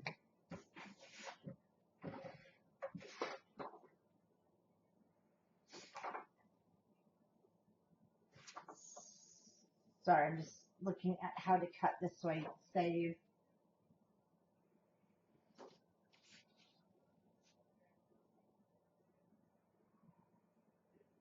Well, I'm not gonna cut it this time. I do want to use a piece of this, so I'll go with the 7. So we'll cut 4 and 5/8, or 5 and 1/8. And I'm not even going to cut that bottom off. I'll just let that extend in there.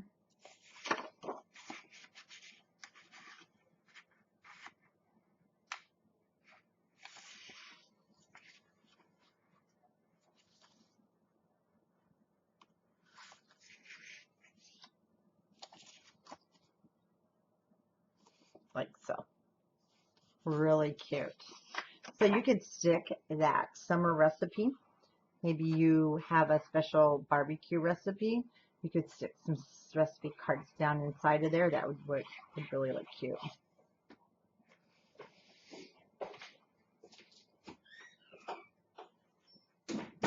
We have some background noise, so I'll close that door. Okay.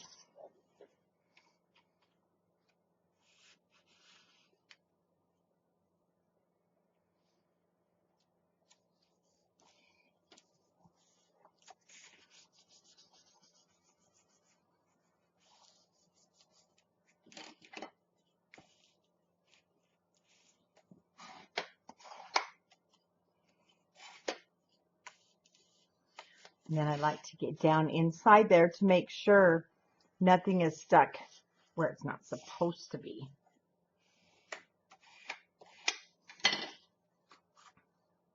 Once you have that complete, we can go ahead now and score. So we have that gusset.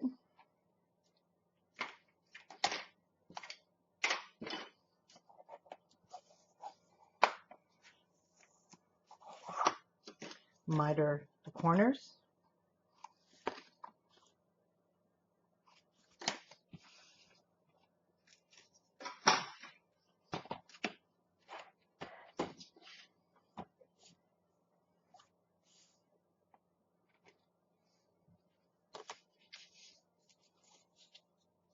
I was pretty heavy-handed scoring today. Yeah, I haven't crafted. We've been gone to the retreat. Well, I've made the project, but I haven't crafted for a while. You forget. And for me, a while is like a week. You forget, and you need to be just a little bit careful when scoring with anything. So again, push that gusset back. We're going to put it on the edge of the book. And again, a 1/16 of an inch inside of the cover.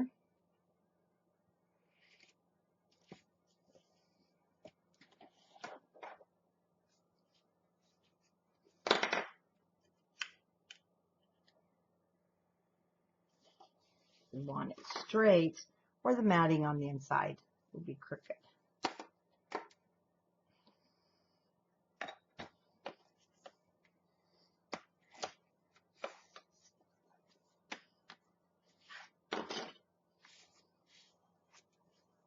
And that's why I like the dry wipes.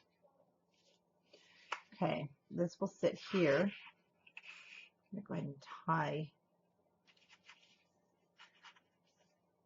the twine. Kind of big for now. You can always trim it some more. Remember, this is also a pocket. It's going to sit more in the center. So we want to go ahead and let's mat this. And then also, I will be using another large magnet, which will go here and here. So on this one,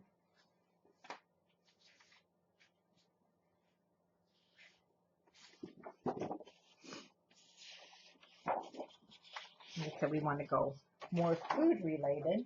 And you have kind of a couple of choices. And this one's really cute. There's my diaper wipes. This is really cute. The floral is darling, of course, but I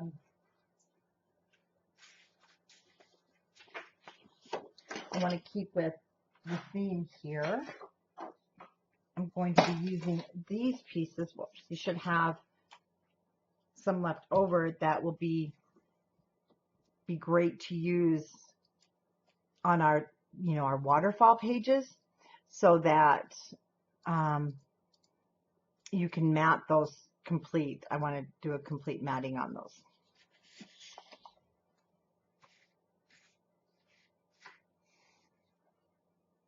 We're going to cut the matting for the back of our book.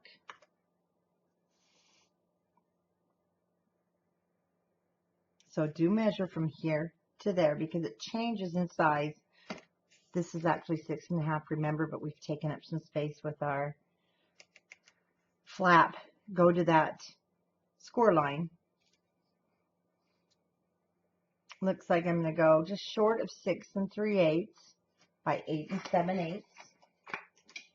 Now for the back, it just depends on what you want, because you're not going to see a lot of it. I'm going to go with the stripes, which is the back side of the popsicles.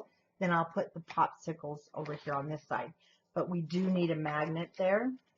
And however you want to mark it, you can write magnets. But we can cut our matting from that popsicle. But please don't mat it down. So 5 1/8 by 8 7/8. And again, 6 3/8.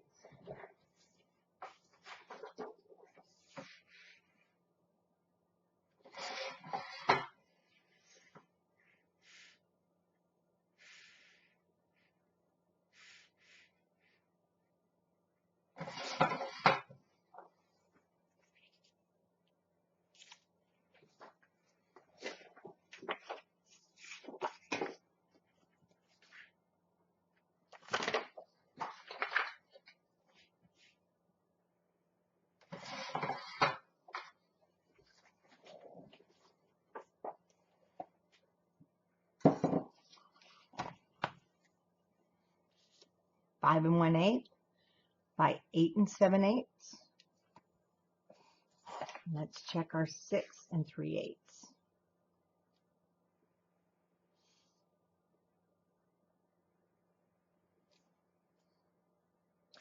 And I am going to trim it down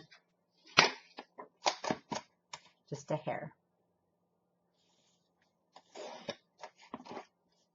Right inside of the groove of your cutter. And that gives us a great fit.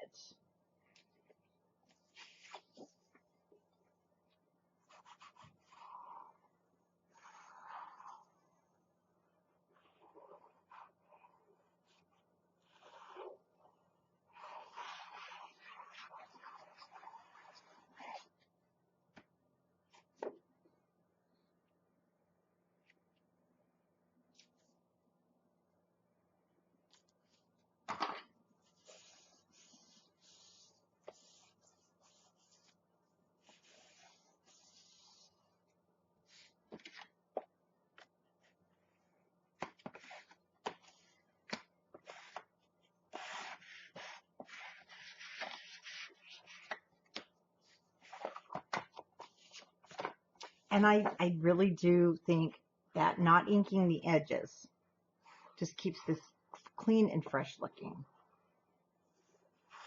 because it doesn't have that vintage feel to it.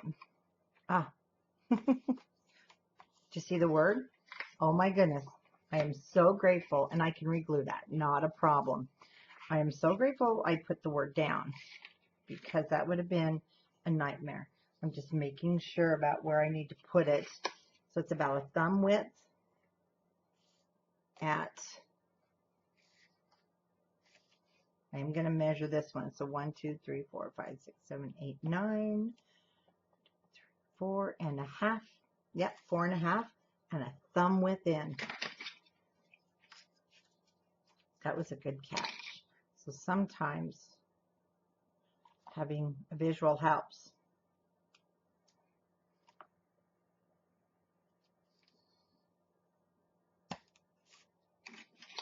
Now I can put this down.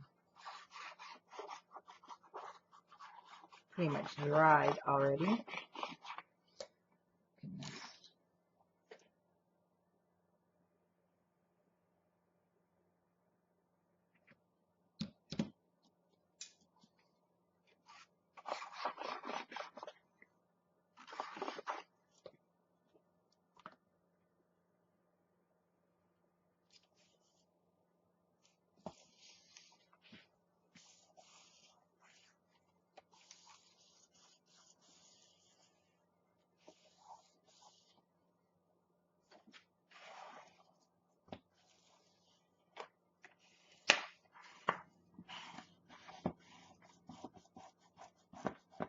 You can hear it crackling a little. It's for that all that extra glue that's already kind of dry. It's right there.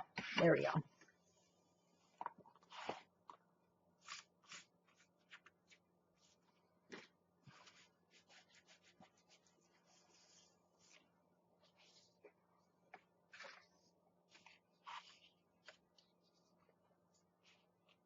Okay.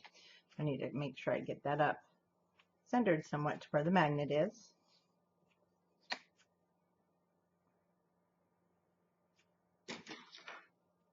I'll just make myself a little mark where that needs to set below.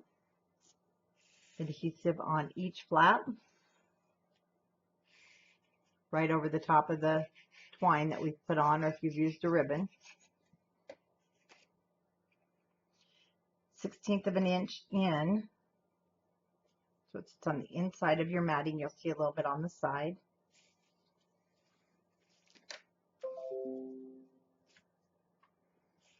I thought that was turned off. There we are.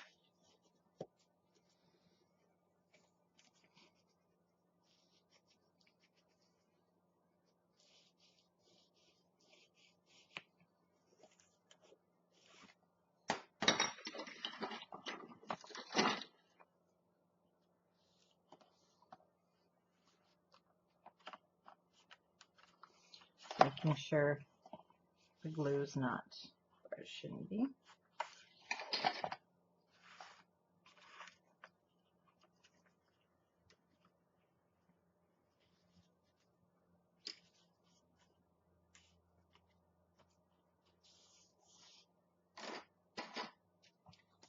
Now I can add the other magnets, and we'll let it grab right there. Before we take the backing off, if you're using the basic gray, I want to make sure my gusset is nice and square and flat.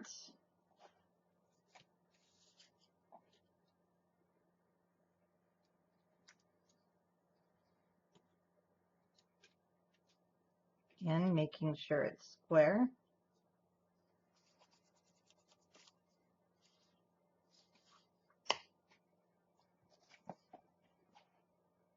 Looks nice. So we'll leave it right there.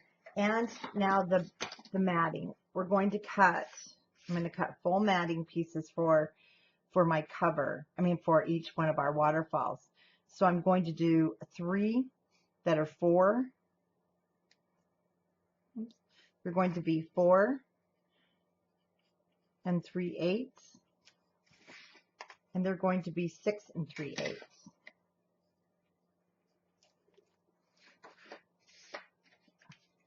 I know this will be my first one. And then I will move to the food trucks. Actually, I'll put the stripes in the center. Then I'll put the food trucks. I think I'll do food trucks in the front. Barbecue back here, here, stripes in between the two. So make sure your last one that you do measure, because you can also just cover that whole gusset if you want. I'm not going to. Sometimes I do. So I want to cut 4. I'm going to cut, hold on. I'm going to cut this one 3 from here. So you have stripes. They may be going the other way. So we'll get those cut, and we're going to cut 4 3/8 by 6 3/8. I'm working along and totally didn't turn the camera on. I already finished this up too. Okay. So let me just walk you through here. I was showing you that I'm cutting these pieces, and I did, but I guess when I was doing it, the camera wasn't on. I'm using also an older version of a program, and I need to change because sometimes it's just, there's issues. And I'm sure they're caused by me. But I went ahead and I did the lavender, and they are the size I gave you. I did the front, the back, 3/8 of an inch strips here using this gray. Now what I did is, after we put this on, we put it on just like the other waterfall, glue on the sides. We'd already put that there. And there is a magnet on top of here, remember? Okay. Then I took a sticker sheet, and this is the Food Roundup. See, it's just perfectly fitting there. It sits kind of underneath. And the whole idea is it's not the long one. I had a longer piece. It's your stopper. Because you want your mats to be about 7 inches. And that will be the stopper. And I just put the sticker on black cardstock and fussy cut around. Then the summer is from your sticker sheet, and I just laid those down. And the only other thing is, again, I took a sticker, Ice Pops, and the word So Fun. I put it on black cardstock and cut around it. So that was not videotaped, and I apologize. Then I was showing our chipboards. They are really cute. A lot of the stuff is on your sticker sheets, but these are in the chipboard form. So basically your accents look more like your food, and you have the summer again, but in chipboard. I'm using the chipboards just on the outside. I don't want to bulk up the inside of our flaps.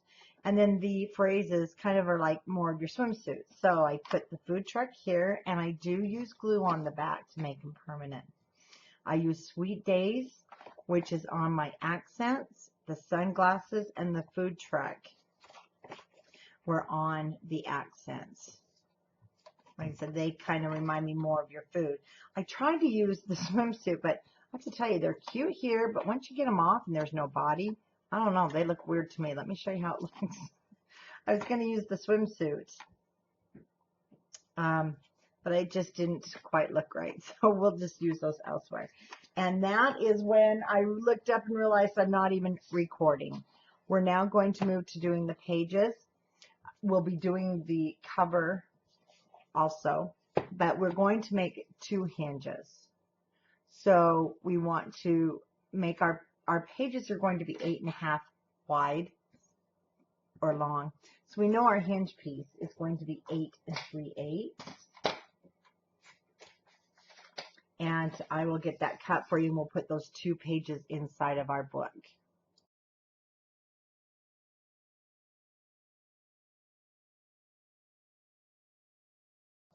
The hinge piece is going to be 8 3/8 by 4 1/2.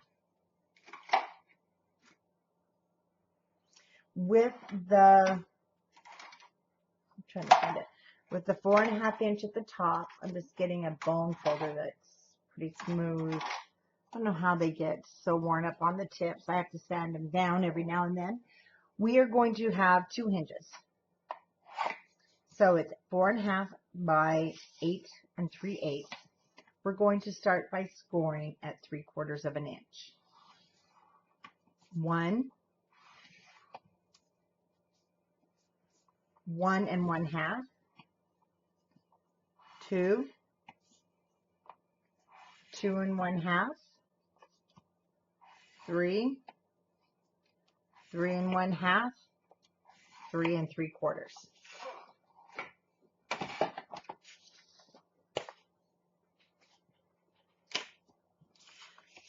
We have the 1/4 inches on the side. I'm just going to fold these outside score lines because it's too hard to keep those 1/4 inch straight, but we're going to do that by creating our hinges. It's so much easier this way.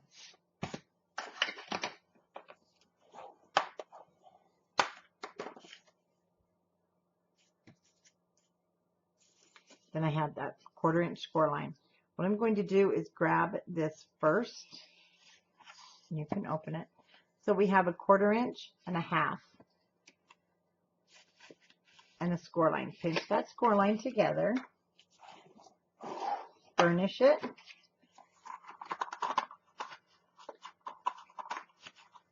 Lay your cardstock flats. There we go, against that one crease. Now, what we're going to do is we're going to push it against our, and I use my fingernail. It just helps.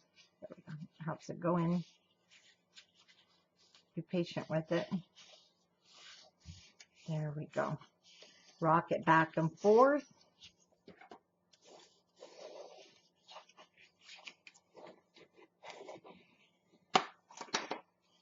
And then your 1/4 inch lip here is created. Now we need a 1/2 inch gusset. So these 2 we're going to pinch together. They're going to create our second hinge.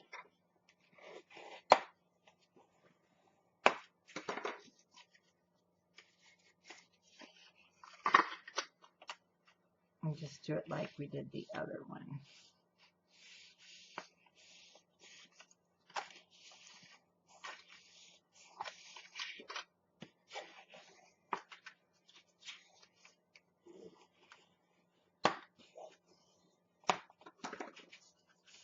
Okay.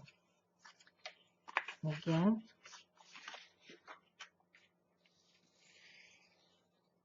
we have a 1/4 inch on the edge.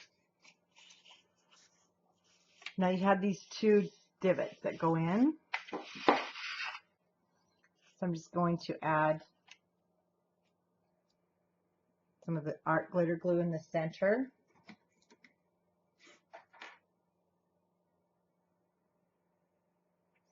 Need to remember to put my pen back in there. And then I just kind of go up one side. Or you can use your score tape. Fold over and burnish. First I use the white because there's going to be some glue coming out the edge for the ends.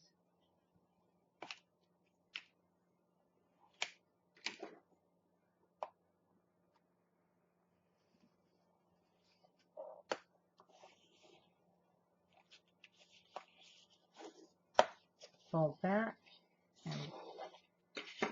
and burnish together. There's my hinge. We have our next hinge right down the center, up on one side, doesn't matter what side.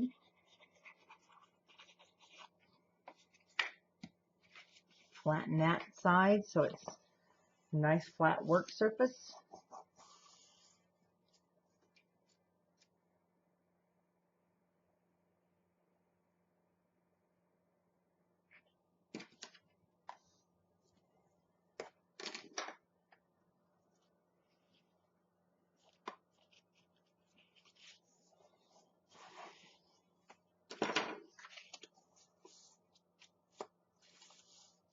And there's the two hinges. Now I'm going to flatten it again because we're going to wrap. We want that 1/4 inch there.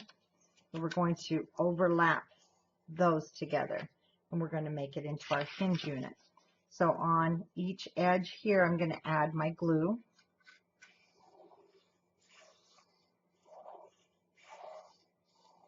I do like glue. It holds permanently. I have never had this come apart because I'll tell you what, you're not going to use undo on art glitter glue. And if you do and it works, let me know, but I've tried everything. Once it's together, this is together. It's permanent.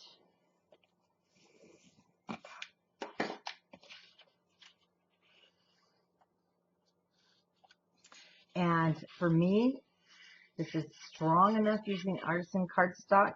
When you start adding tons of other products into your, well, for me, when I start adding tons of other, I feel it's very unnecessary because you should have a good quality paper that holds and a good glue. Score tape is great, but it's really not permanent. I use it on the cover because my cover's not getting a lot of like movement. These are getting constant movement, and so it will separate the score tape, and depending on your climate.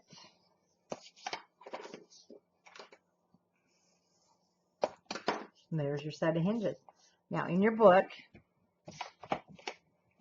this is going to sit right there. So I do want to match my 2 inch. So it's 2 inches by 9 inches.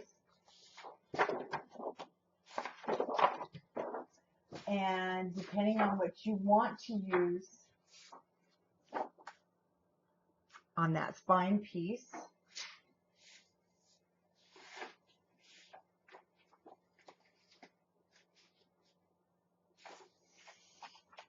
we can actually keep the plaid going. I like it. So I'm going to cut this at 8 7/8. This is my leftover flamingos. And I'm going to cut it just short of 2 inches. Not 1 7/8, but just short of 2. So I want it to fit the whole thing. I really like keeping the plaid together. Or even a striped sheet would look good.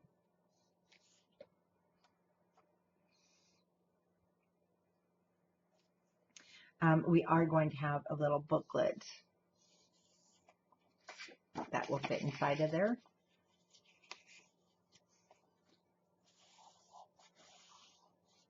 And we'll make that at the end with our leftovers.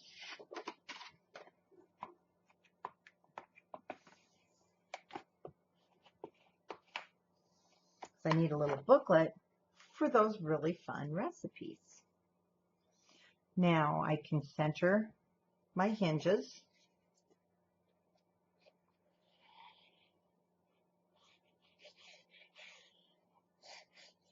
Add my adhesive.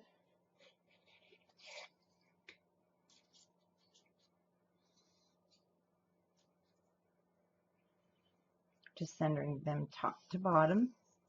So it looks like I have that about 3/8 of an inch top, 3/8 of an inch at the bottom approximately. No, more like a 1/4.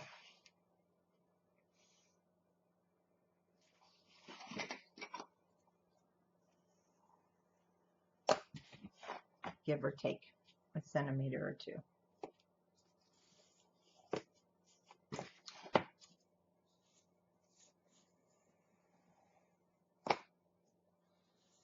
This has that beveled end, and it's just fabulous for this.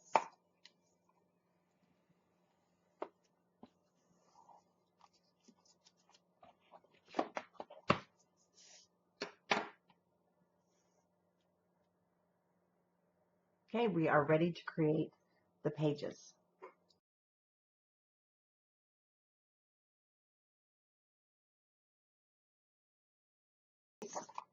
So I'm going to go ahead and cut this at 5 3/8, and I'm just going to cut 2 pieces. We're going to do the thumb hole on both, and I'm just going to cut them at 1 1/4. We don't need a huge amount.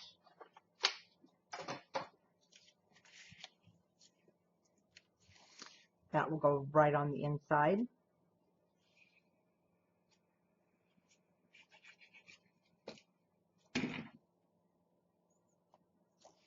Bring it down so I have just that small border.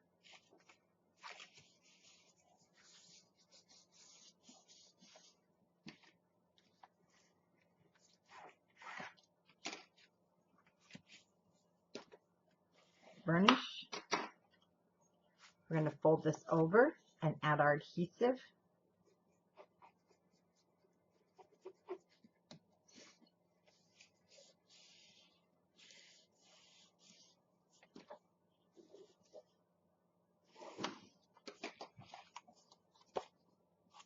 Now for the back side, you're going to cut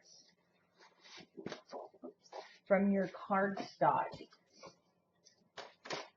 You want a 6 1/2 by 5 inch for our pocket.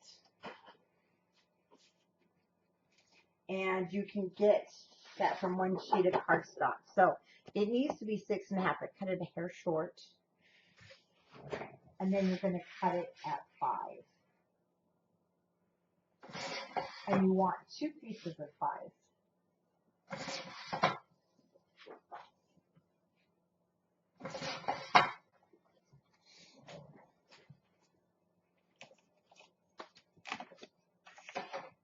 We're going to score these at, on the 6 1/2 inch side. Remember, just cut it that hair short.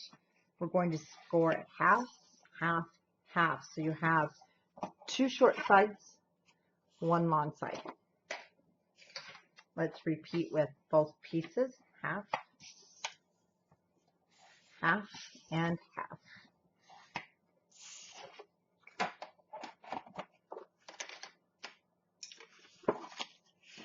I'm just going to fold up those 2 half-inch sides. Check my fit. It looks great. So we can continue. If it wasn't great, I would have trimmed it, rescored it, and then it would have fit perfect. Let's go ahead and miter those corners.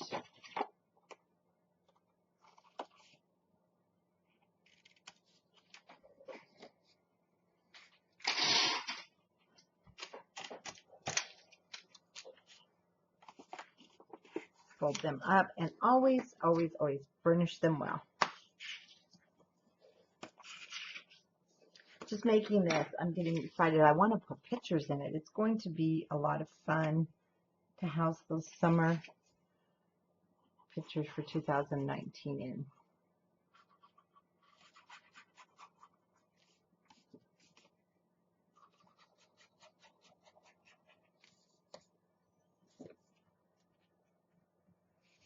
Okay, so it's here on the bottom. Oops, stop. Forgot something. Packing tape or your Scotch tape. Place it on top. Completely forgot.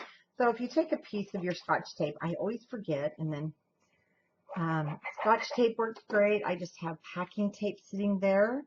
That is also going to make it a lot smoother for your tags to go. Watch. Waha, nice and smooth. And then we don't have one inside of there causing problems. One less headache.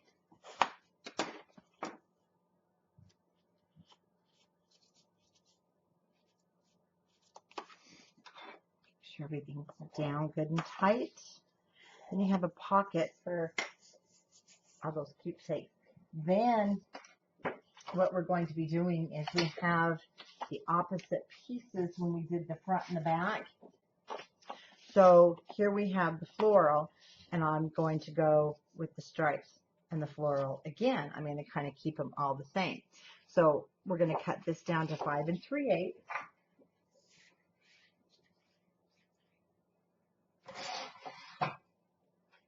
And your pocket is now 4 1/2, so we're going to cut a piece that's 4 3/8. But we're going to double check that. Yeah, 4 3/8.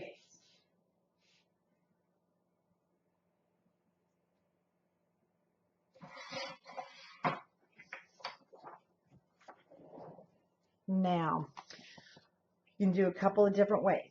If you want, you're going to have your flamingos here. This is going to be the opposite page. Here's our flamingos. You might want flamingos here so that it kind of coordinates. And then the back side of this, let me show you, can be your floral because it goes in with the green, and that's what I'm doing. So I'm going to cut this piece, and then I'm going to cut this piece. I've already got my flamingos, which are going to go on this, our page 2. So I'm going to cut this down to 5 3/8. And my first piece is going to be 4 3/8. Excuse me. Now what that does, it leaves this piece, I didn't even cut off the bottom because it's going to slide right inside of there. And really, there's no sense in cutting it off, and then you don't have to worry about throwing it in the garbage. Okay, we're going to have a pocket that doesn't want to play nice.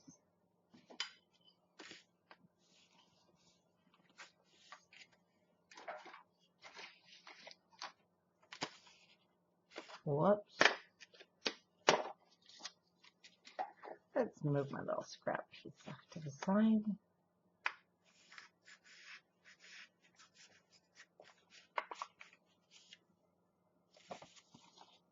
Here's our pineapples. I just love those.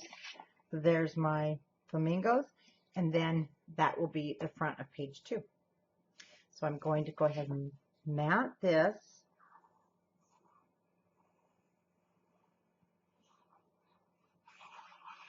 And for me, like this front side is going to be drink recipes.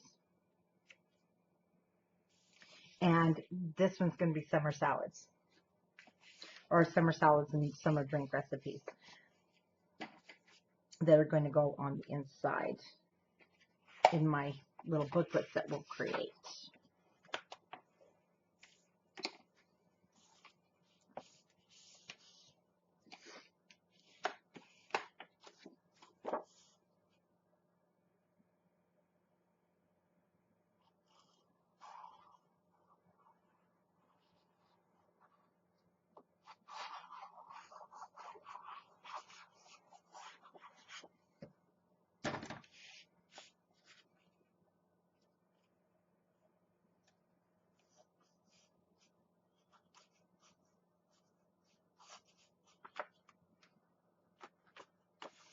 Oh, don't do this. Only because I have the glue on there. What's wrong? Oh, don't you hate that? There's no reason it shouldn't glide in there. There we go. Yeah, there is. I'm doing it on camera. It's stuck somewhere. There we go. Oh, what a stinker.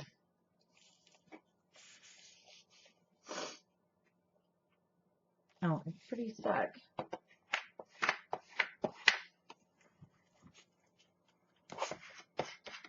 Hate it when it does that.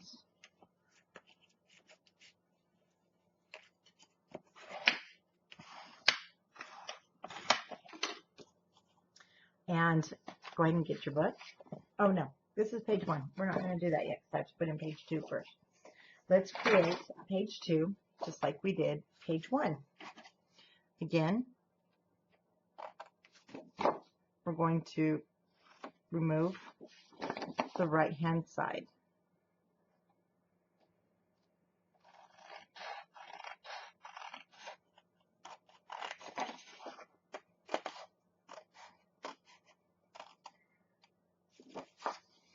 Stop at your center score line.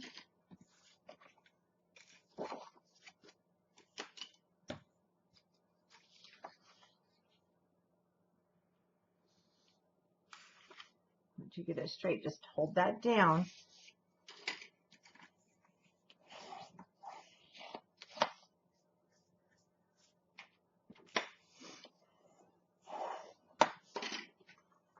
Pick up your cardstock and fold that over.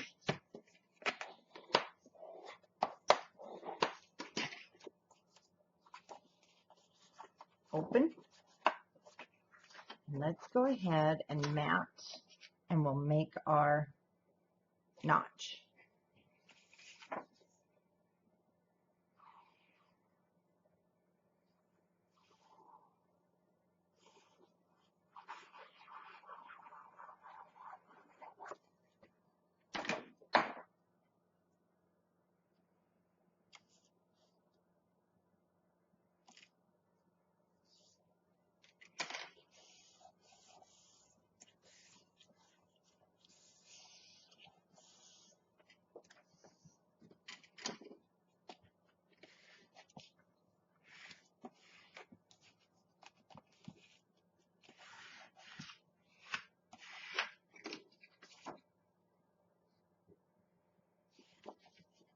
Once again, 2 3/4.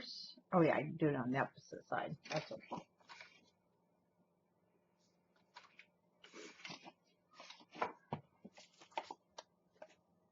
Matching up the centers and cutting.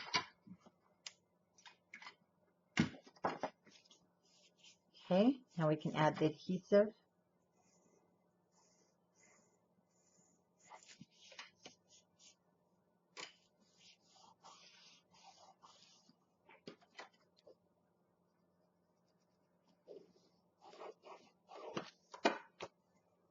And, oh, I forgot to put our piece in, but I can do it right now. It's okay. It's just harder to do once we get it on the hinge.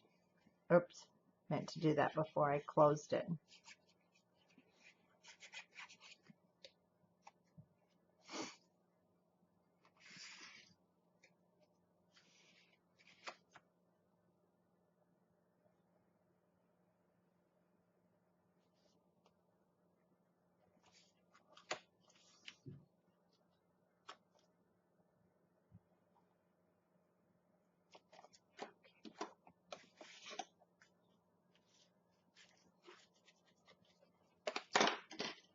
Don't want any glue in there. Okay.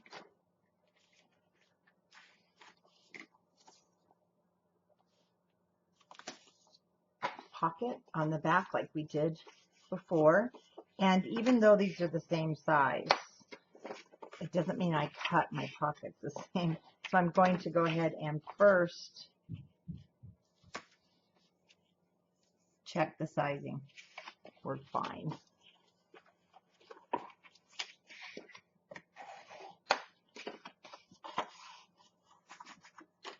Miter the corners.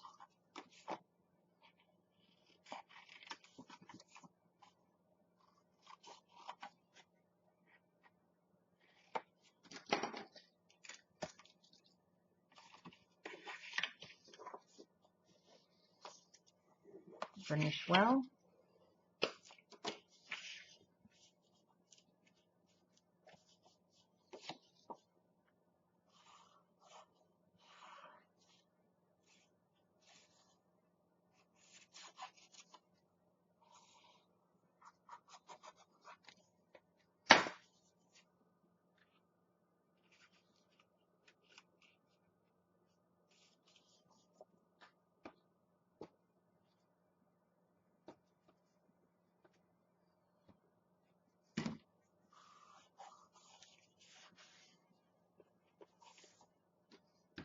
darn glue bottle won't stay standing. There we go.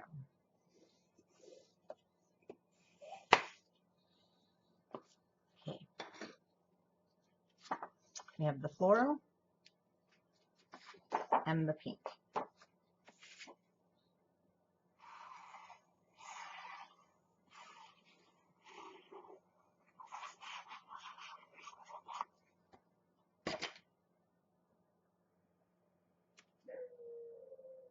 And there goes Wilbur.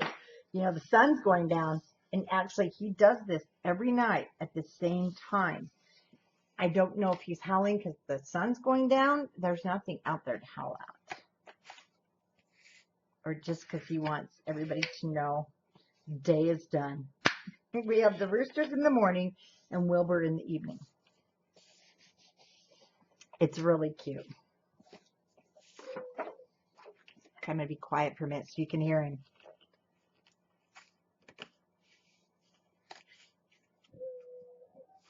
And there he goes.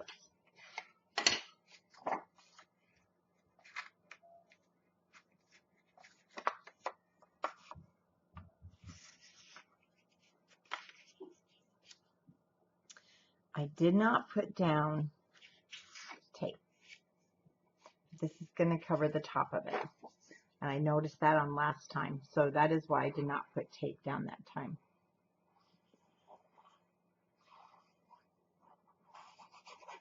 I felt as I reached in there that it had covered it, the score marks, so we're good. But it's a good trick to do.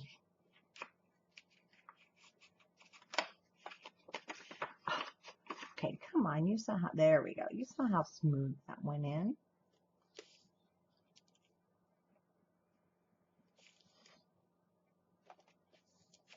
Oh no, we're not going to be crooked.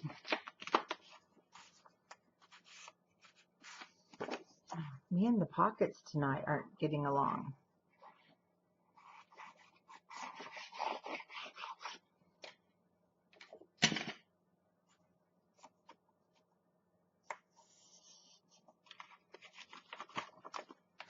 You know, I'm just about ready just to go to the wrapping our pockets before we put them down because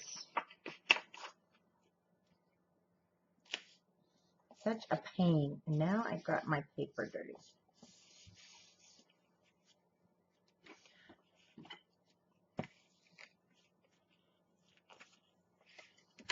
But that's what our stickers are for. You know how you get the glue on your fingers and then it gets stuck? Yeah.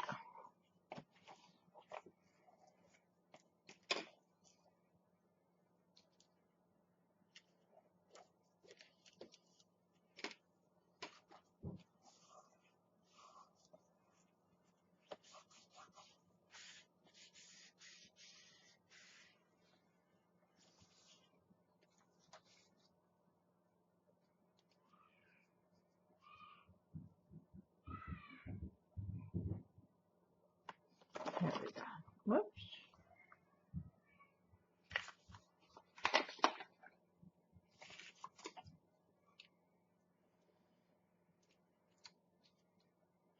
It just, that glue sticks, the stickers grab it, your paper, it's like a magnet.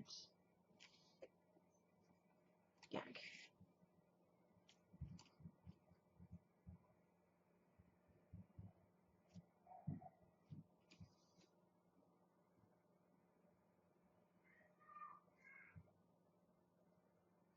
Trying to get it strategically placed so I can cover up where, there we go, grab the paper.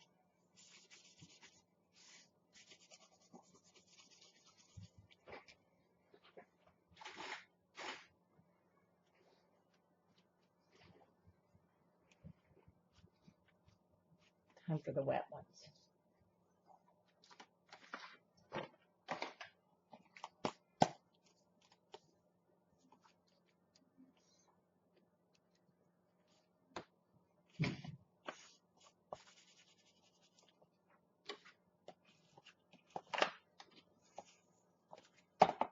Okay, grab your book. We're going to start with the back page, which is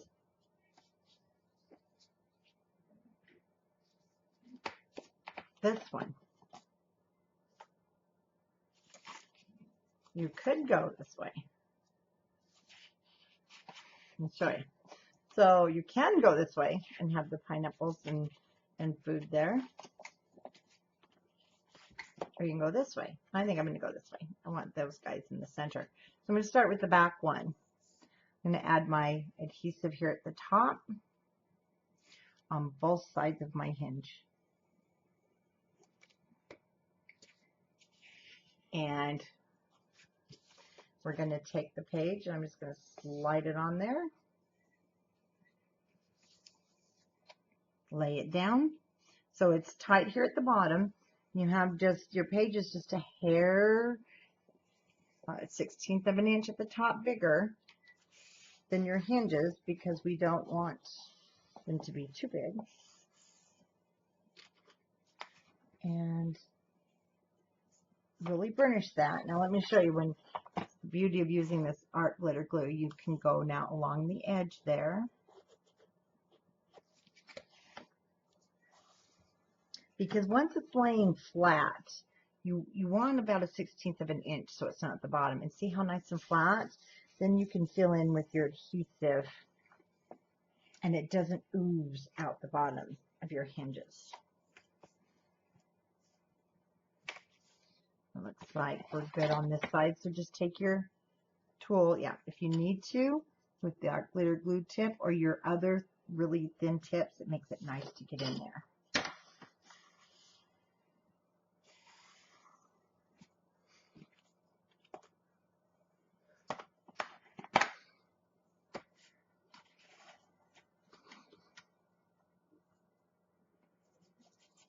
Repeat with hinge number 1.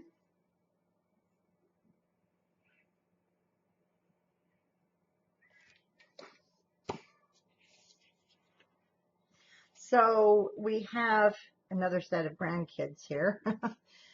Dad will be moving in, and it's my middle boy, so his children are a little bit younger than my other two that lived here before he bought his house. And they are out back, which I'm thankful for that, wearing Wilbur out. All I can tell you is Wilbur is going to sleep well tonight.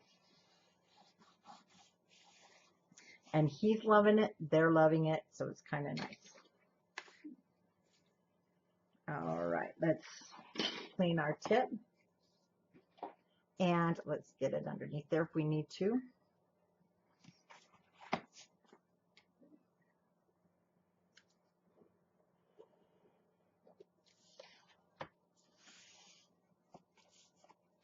Yes, this takes a few more minutes, but I'll tell you what, it's permanent. Your pages are flat, as you can see. And they turn really nice. We're good.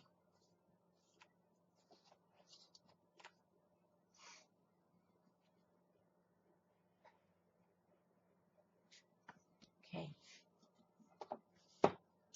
Lots of room in there. Lots of fun space. Now, let's go ahead and make our, we're going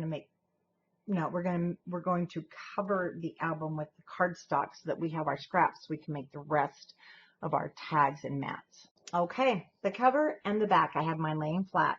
Let me show you what I did. So you'll take the sunglass piece you have, well, let me start with the back pieces. These are the coordinating cardstock. I'm going to use the bright pink for the back, the light pink for the front. These are both 6 3/8 by 8 7/8. Now I've cut these identical. This was my leftover sunglass piece. They are 6 inches by 5 3/4. I'll put the lavender plaid and the sunglasses on the back. This is from our banner sheet. So I cut it so I had the summer and the food trucks.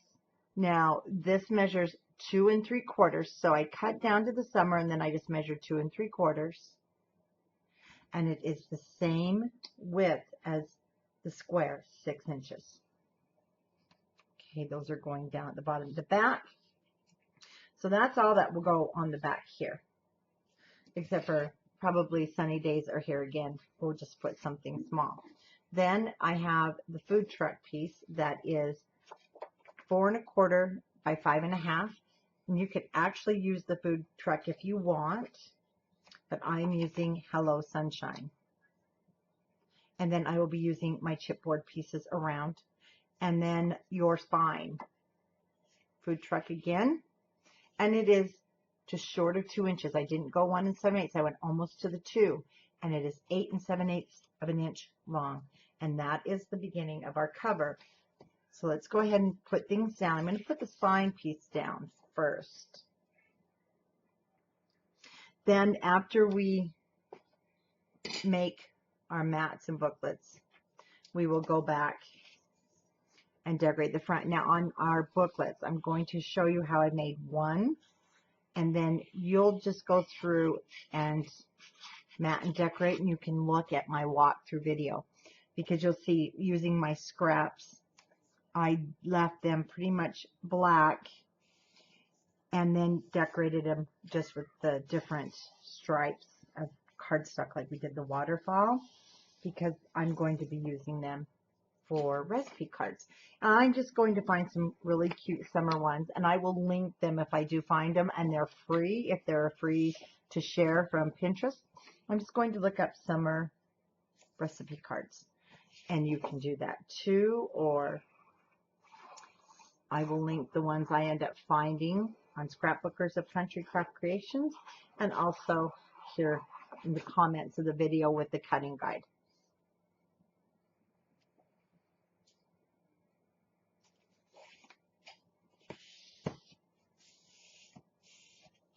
Now, as you're working, don't worry. We'll burnish those gussets if you are bending them or anything. So I'm going to put the summer down first. I'm going to put them both down, but I'm going to adhere my cut apart this one first, because this is easier to cut down if I make a mistake than this one, because I don't have any more. You only have the one sheet.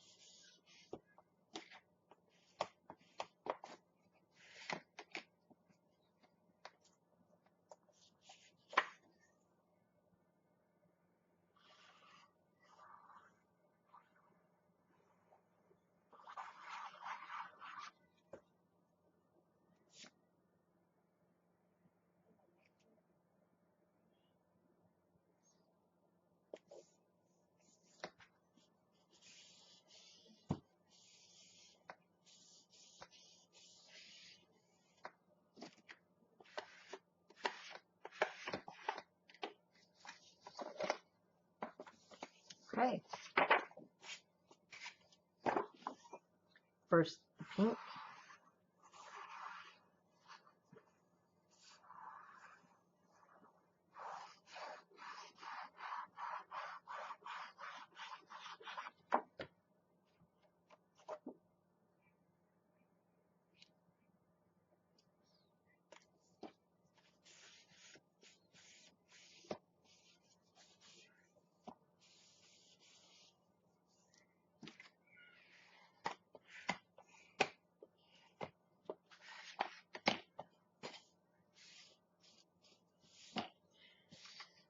And once again, I'm just going to lay everything out. Now, this I'm going to mat in black. I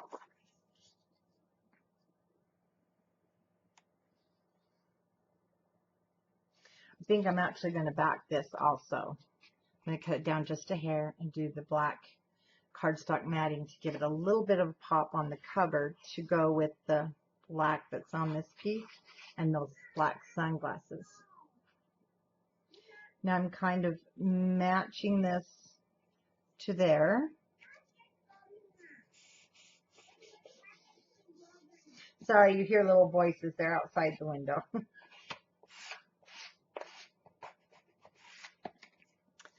Down goes the next one. Then we'll cut our matting.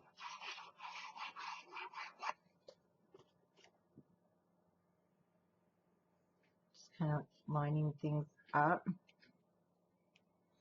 keeping it square and symmetrical.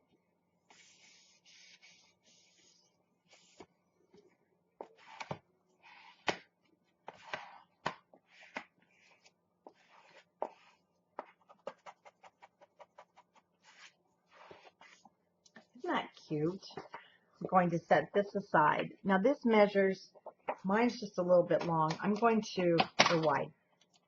I'm going to cut this all the way down to just 4 1/4.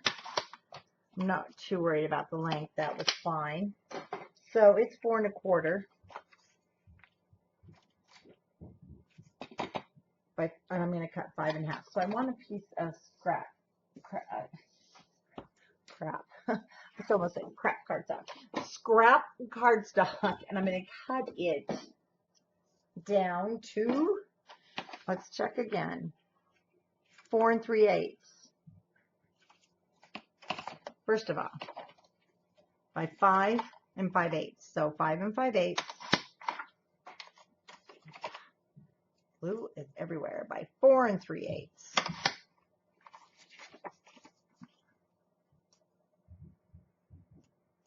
My cut apart is 3 by 4. Very simple there. So we're going to cut 4 1/8 by 3 1/8.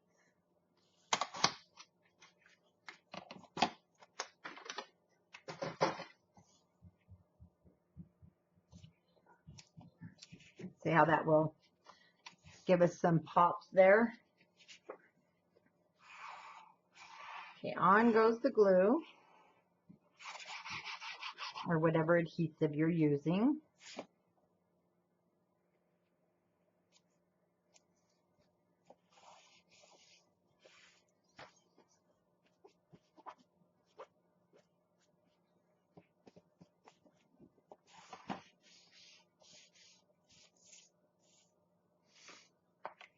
I don't know how I did that again.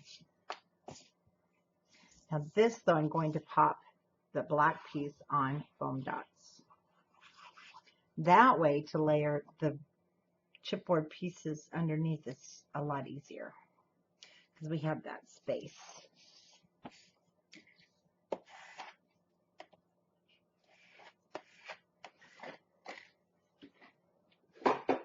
Foam dots next. We'll just get this all ready. I'm going to set them in about 1/4 of an inch, and that gives us room to tuck things. I'm using a little extra because I want to give it good coverage. We're not putting it down yet. I will add adhesive to these, but I'm going to get it ready.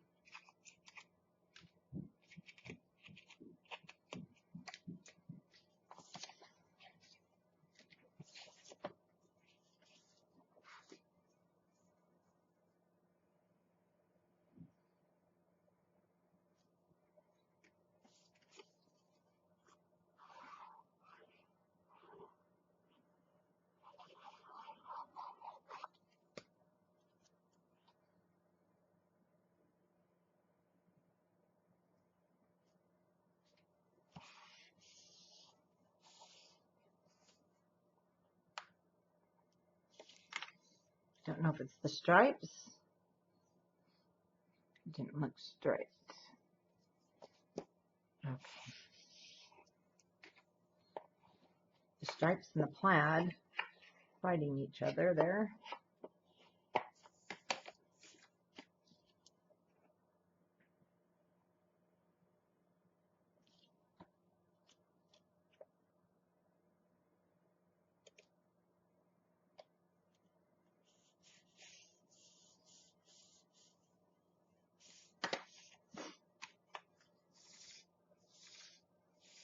So I'm just taking some of my twine, and this is I love this twine. We do sell it, and it's a little bit thinner, which is nice. Doesn't smell terrible like when you get it at the other stores.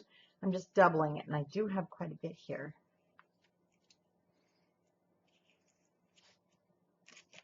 And I'm just wrapping it back there.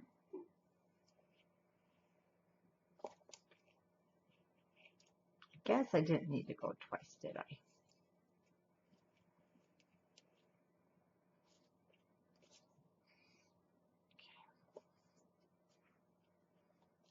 Bigger so I can knot this. Then we can do another one.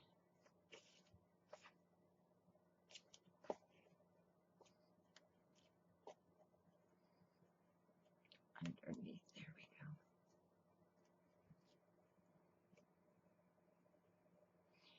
Let's do a double knot, easy to tie.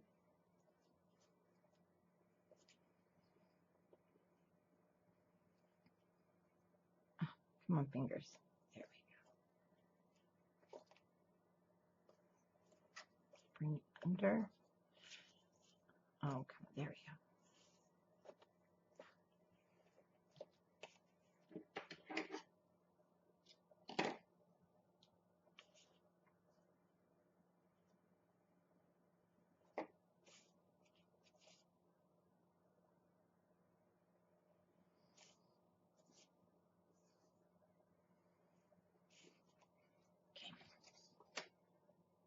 Cute, huh? But we'll add more. Okay. To our pockets. Or our pages. Sorry, not pockets. Your front. So our pages are 8.5 by 5.5. I'm going to take another piece of cardstock. So you will end up using all 20 pieces of your cardstock.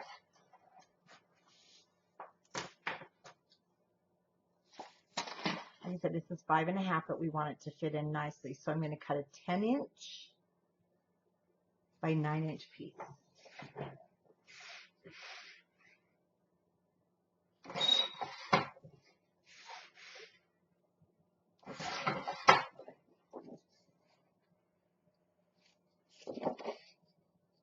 By 9.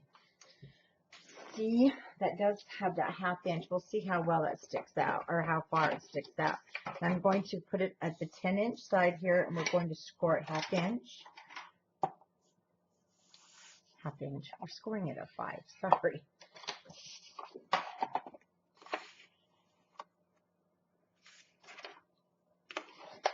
And then you'll be able to see in the walkthrough. So what I did is I took the pieces that we had left, made spots for photos, and then the recipe. And this will fit inside of your pocket. Now, as you're fitting it inside, if it feels like it's too tight and too long, and it might be, I'm going to keep this folded together and put it in my cutter, and I'm going to take a 1/2 inch off, taking it down to 4.5 inches. So keep it folded, and then I'm going to take it down to 8 3/4. And your new size then will be, because sometimes it's hit and miss, it's 9 by 8 3/4. So I will put that size there, 9 by 8 3/4, score at 4.5. Because sometimes you just don't know until you cut them if they're how they're going to fit, and I don't like them to be tight. Much better. But I do want it to stick out a little bit.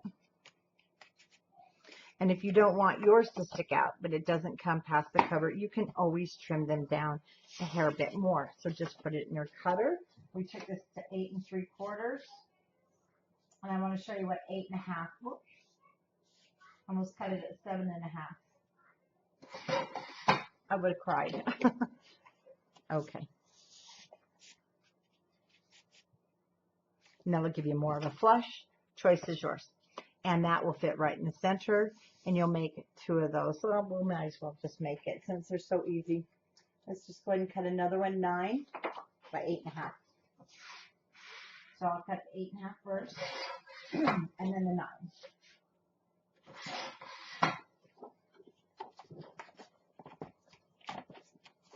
So on my 9-inch side, we'll score at 4.5.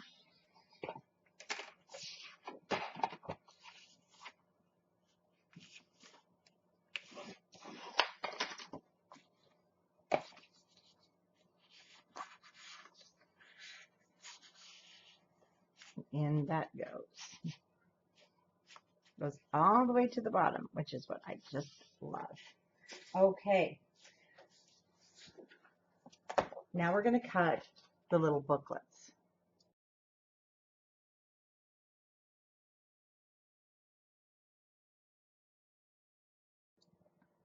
Okay, for the booklets, and I'm going to show you how I made them and then decorating them. So I just used my scraps, and I put different things like this, but you want room for the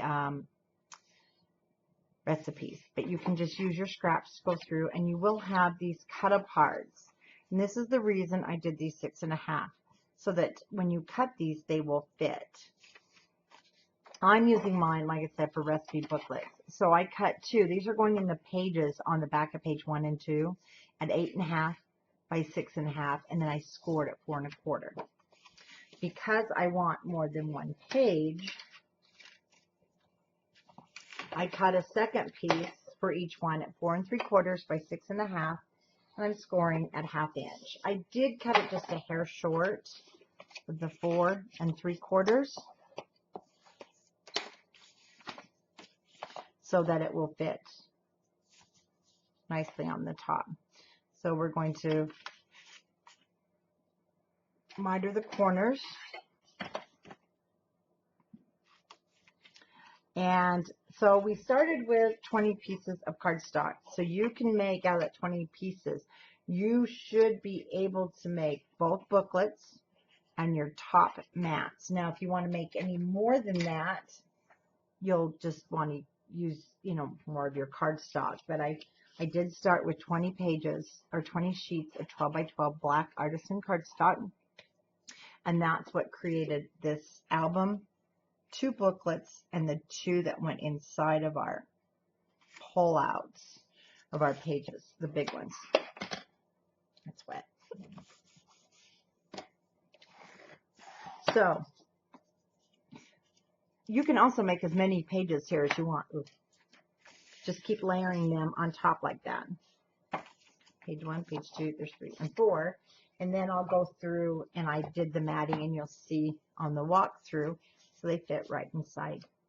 Each one will fit inside there. And then you can make one for here.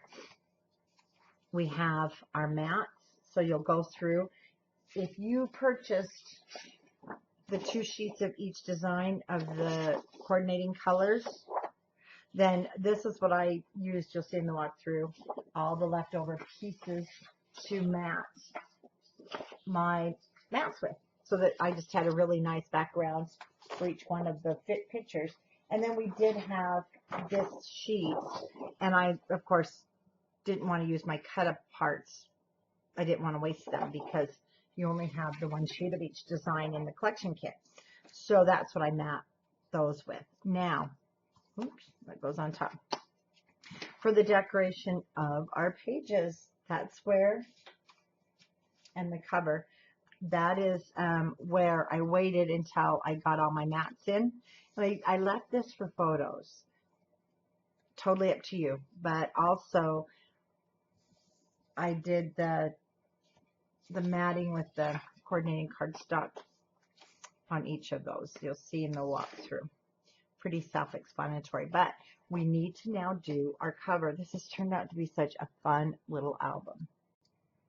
Oh my God, I did it again. I apologize. So I already started. So I'm using the chipboard pieces. So I took the pool from the phrases, the chipboard phrases. This is from the sticker sheet for the back. I'm glad I looked up. Sun, Here We Come, from your chipboard phrases, the eyeglasses. So I'm using a combination from both.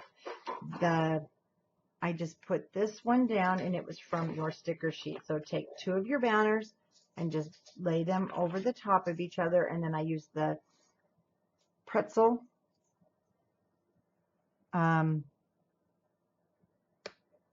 chipboard piece. Now the glasses. Let's see what Wilbur has. Give it to me right now.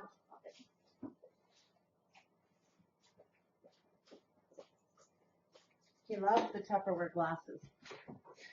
Pineapple. So these are just some of the things I really like for summer. I'm really liking pineapples this year. I mean, I've liked them before, but this is from your chipboards. Comes from your phrases. And it says good vibes only, so it looks like a tag. And I'm putting it right under there with the ribbon, our string, so that it does look like a tag. Kind of sticks out from there. And then, like I said, there are pop dots that do match this line, but I have leftovers from all my other collections. So I'm just grabbing some out that have these colors. And I'm opening it because we need the pink. And of course, black goes. So I need pink. And I have some yellows and whites. Okay, so along the side here, what I want is some of the pop dots, or enamel dots. They're not pop dots.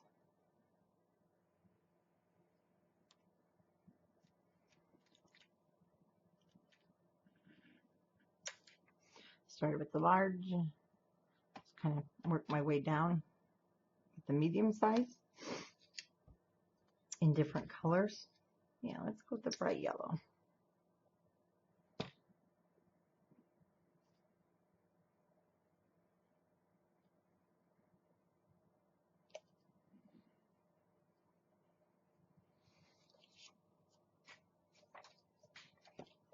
Now, I felt that it just needed,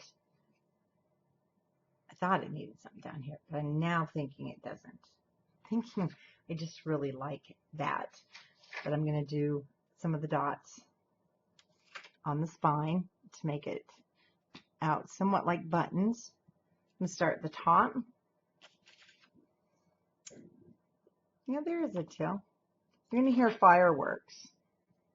It's Utah State holiday.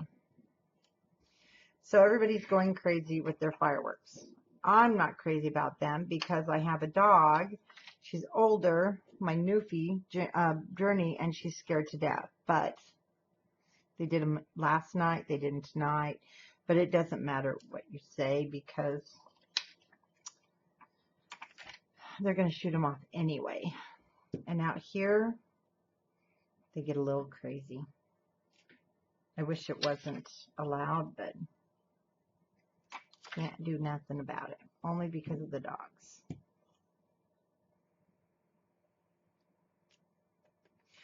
So I'm just reversing the colors.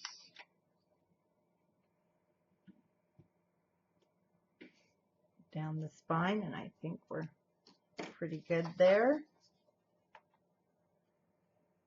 Kind of looks like those candy dots. Remember when we were kids? And my cover, I'm really happy with it like this.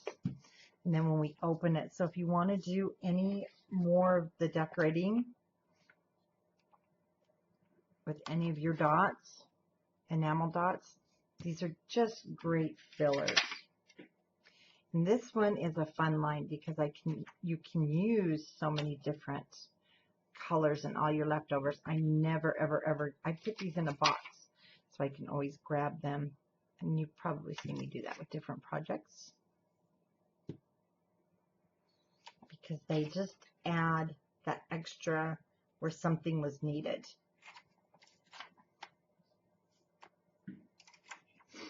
And right here,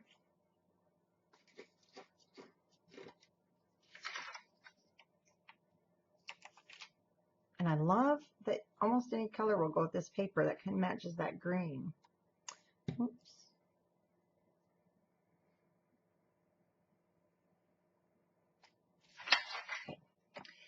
here, that is one thing that I forgot, and I do want to put a strip of the pattern paper. Oh, here we go. Let's see. No, we'll go with this. It is 8 3/8, so we're going to cut this 8 1/4.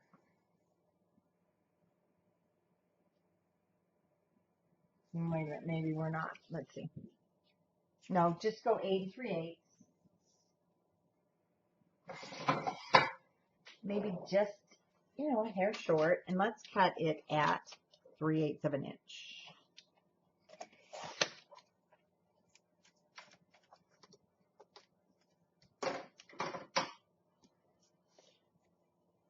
Check my length. Okay.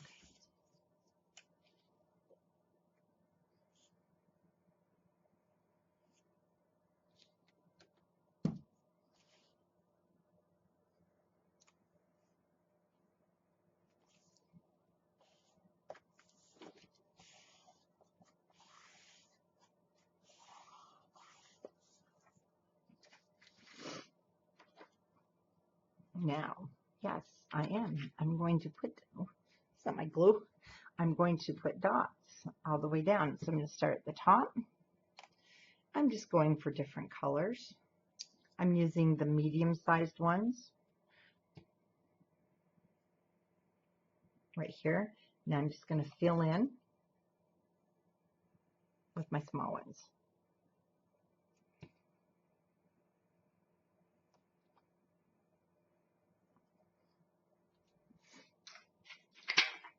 Just because I think it really is cute.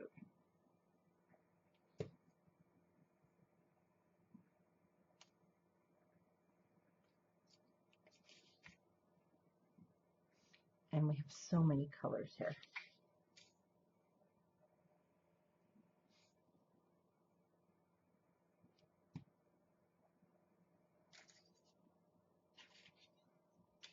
I lost my pink ones. Oh yeah.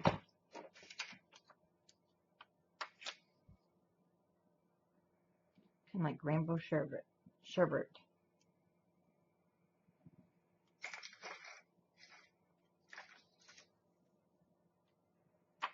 You can add some tan.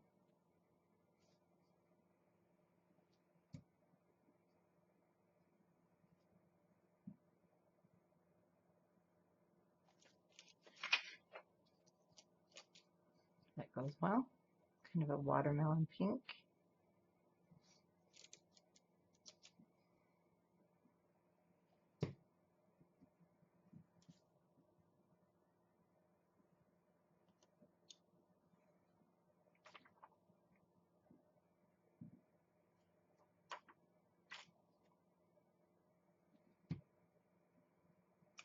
We do have orange, don't we?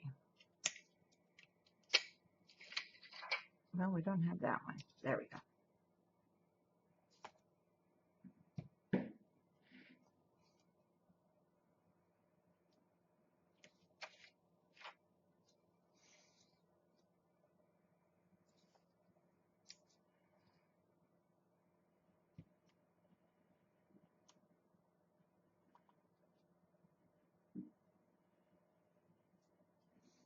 Use that one. Oh, let's get a green in there.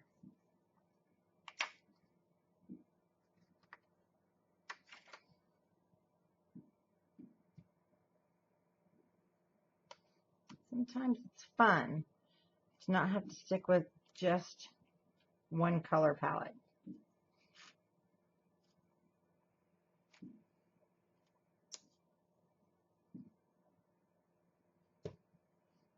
And we sure didn't, did we? Okay.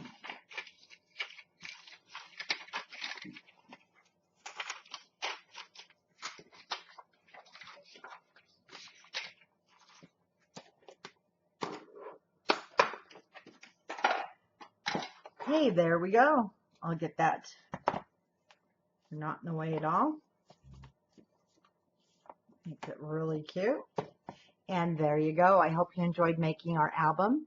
Can't wait to see your finished album /folio. This truly is an album / folio because we have all of this going on over here. So you could also create your spine piece at 1.5 and just leave your front and back if you wanted to have it just as a folio.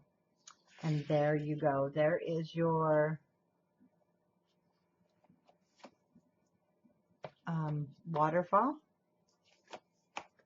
And, okay.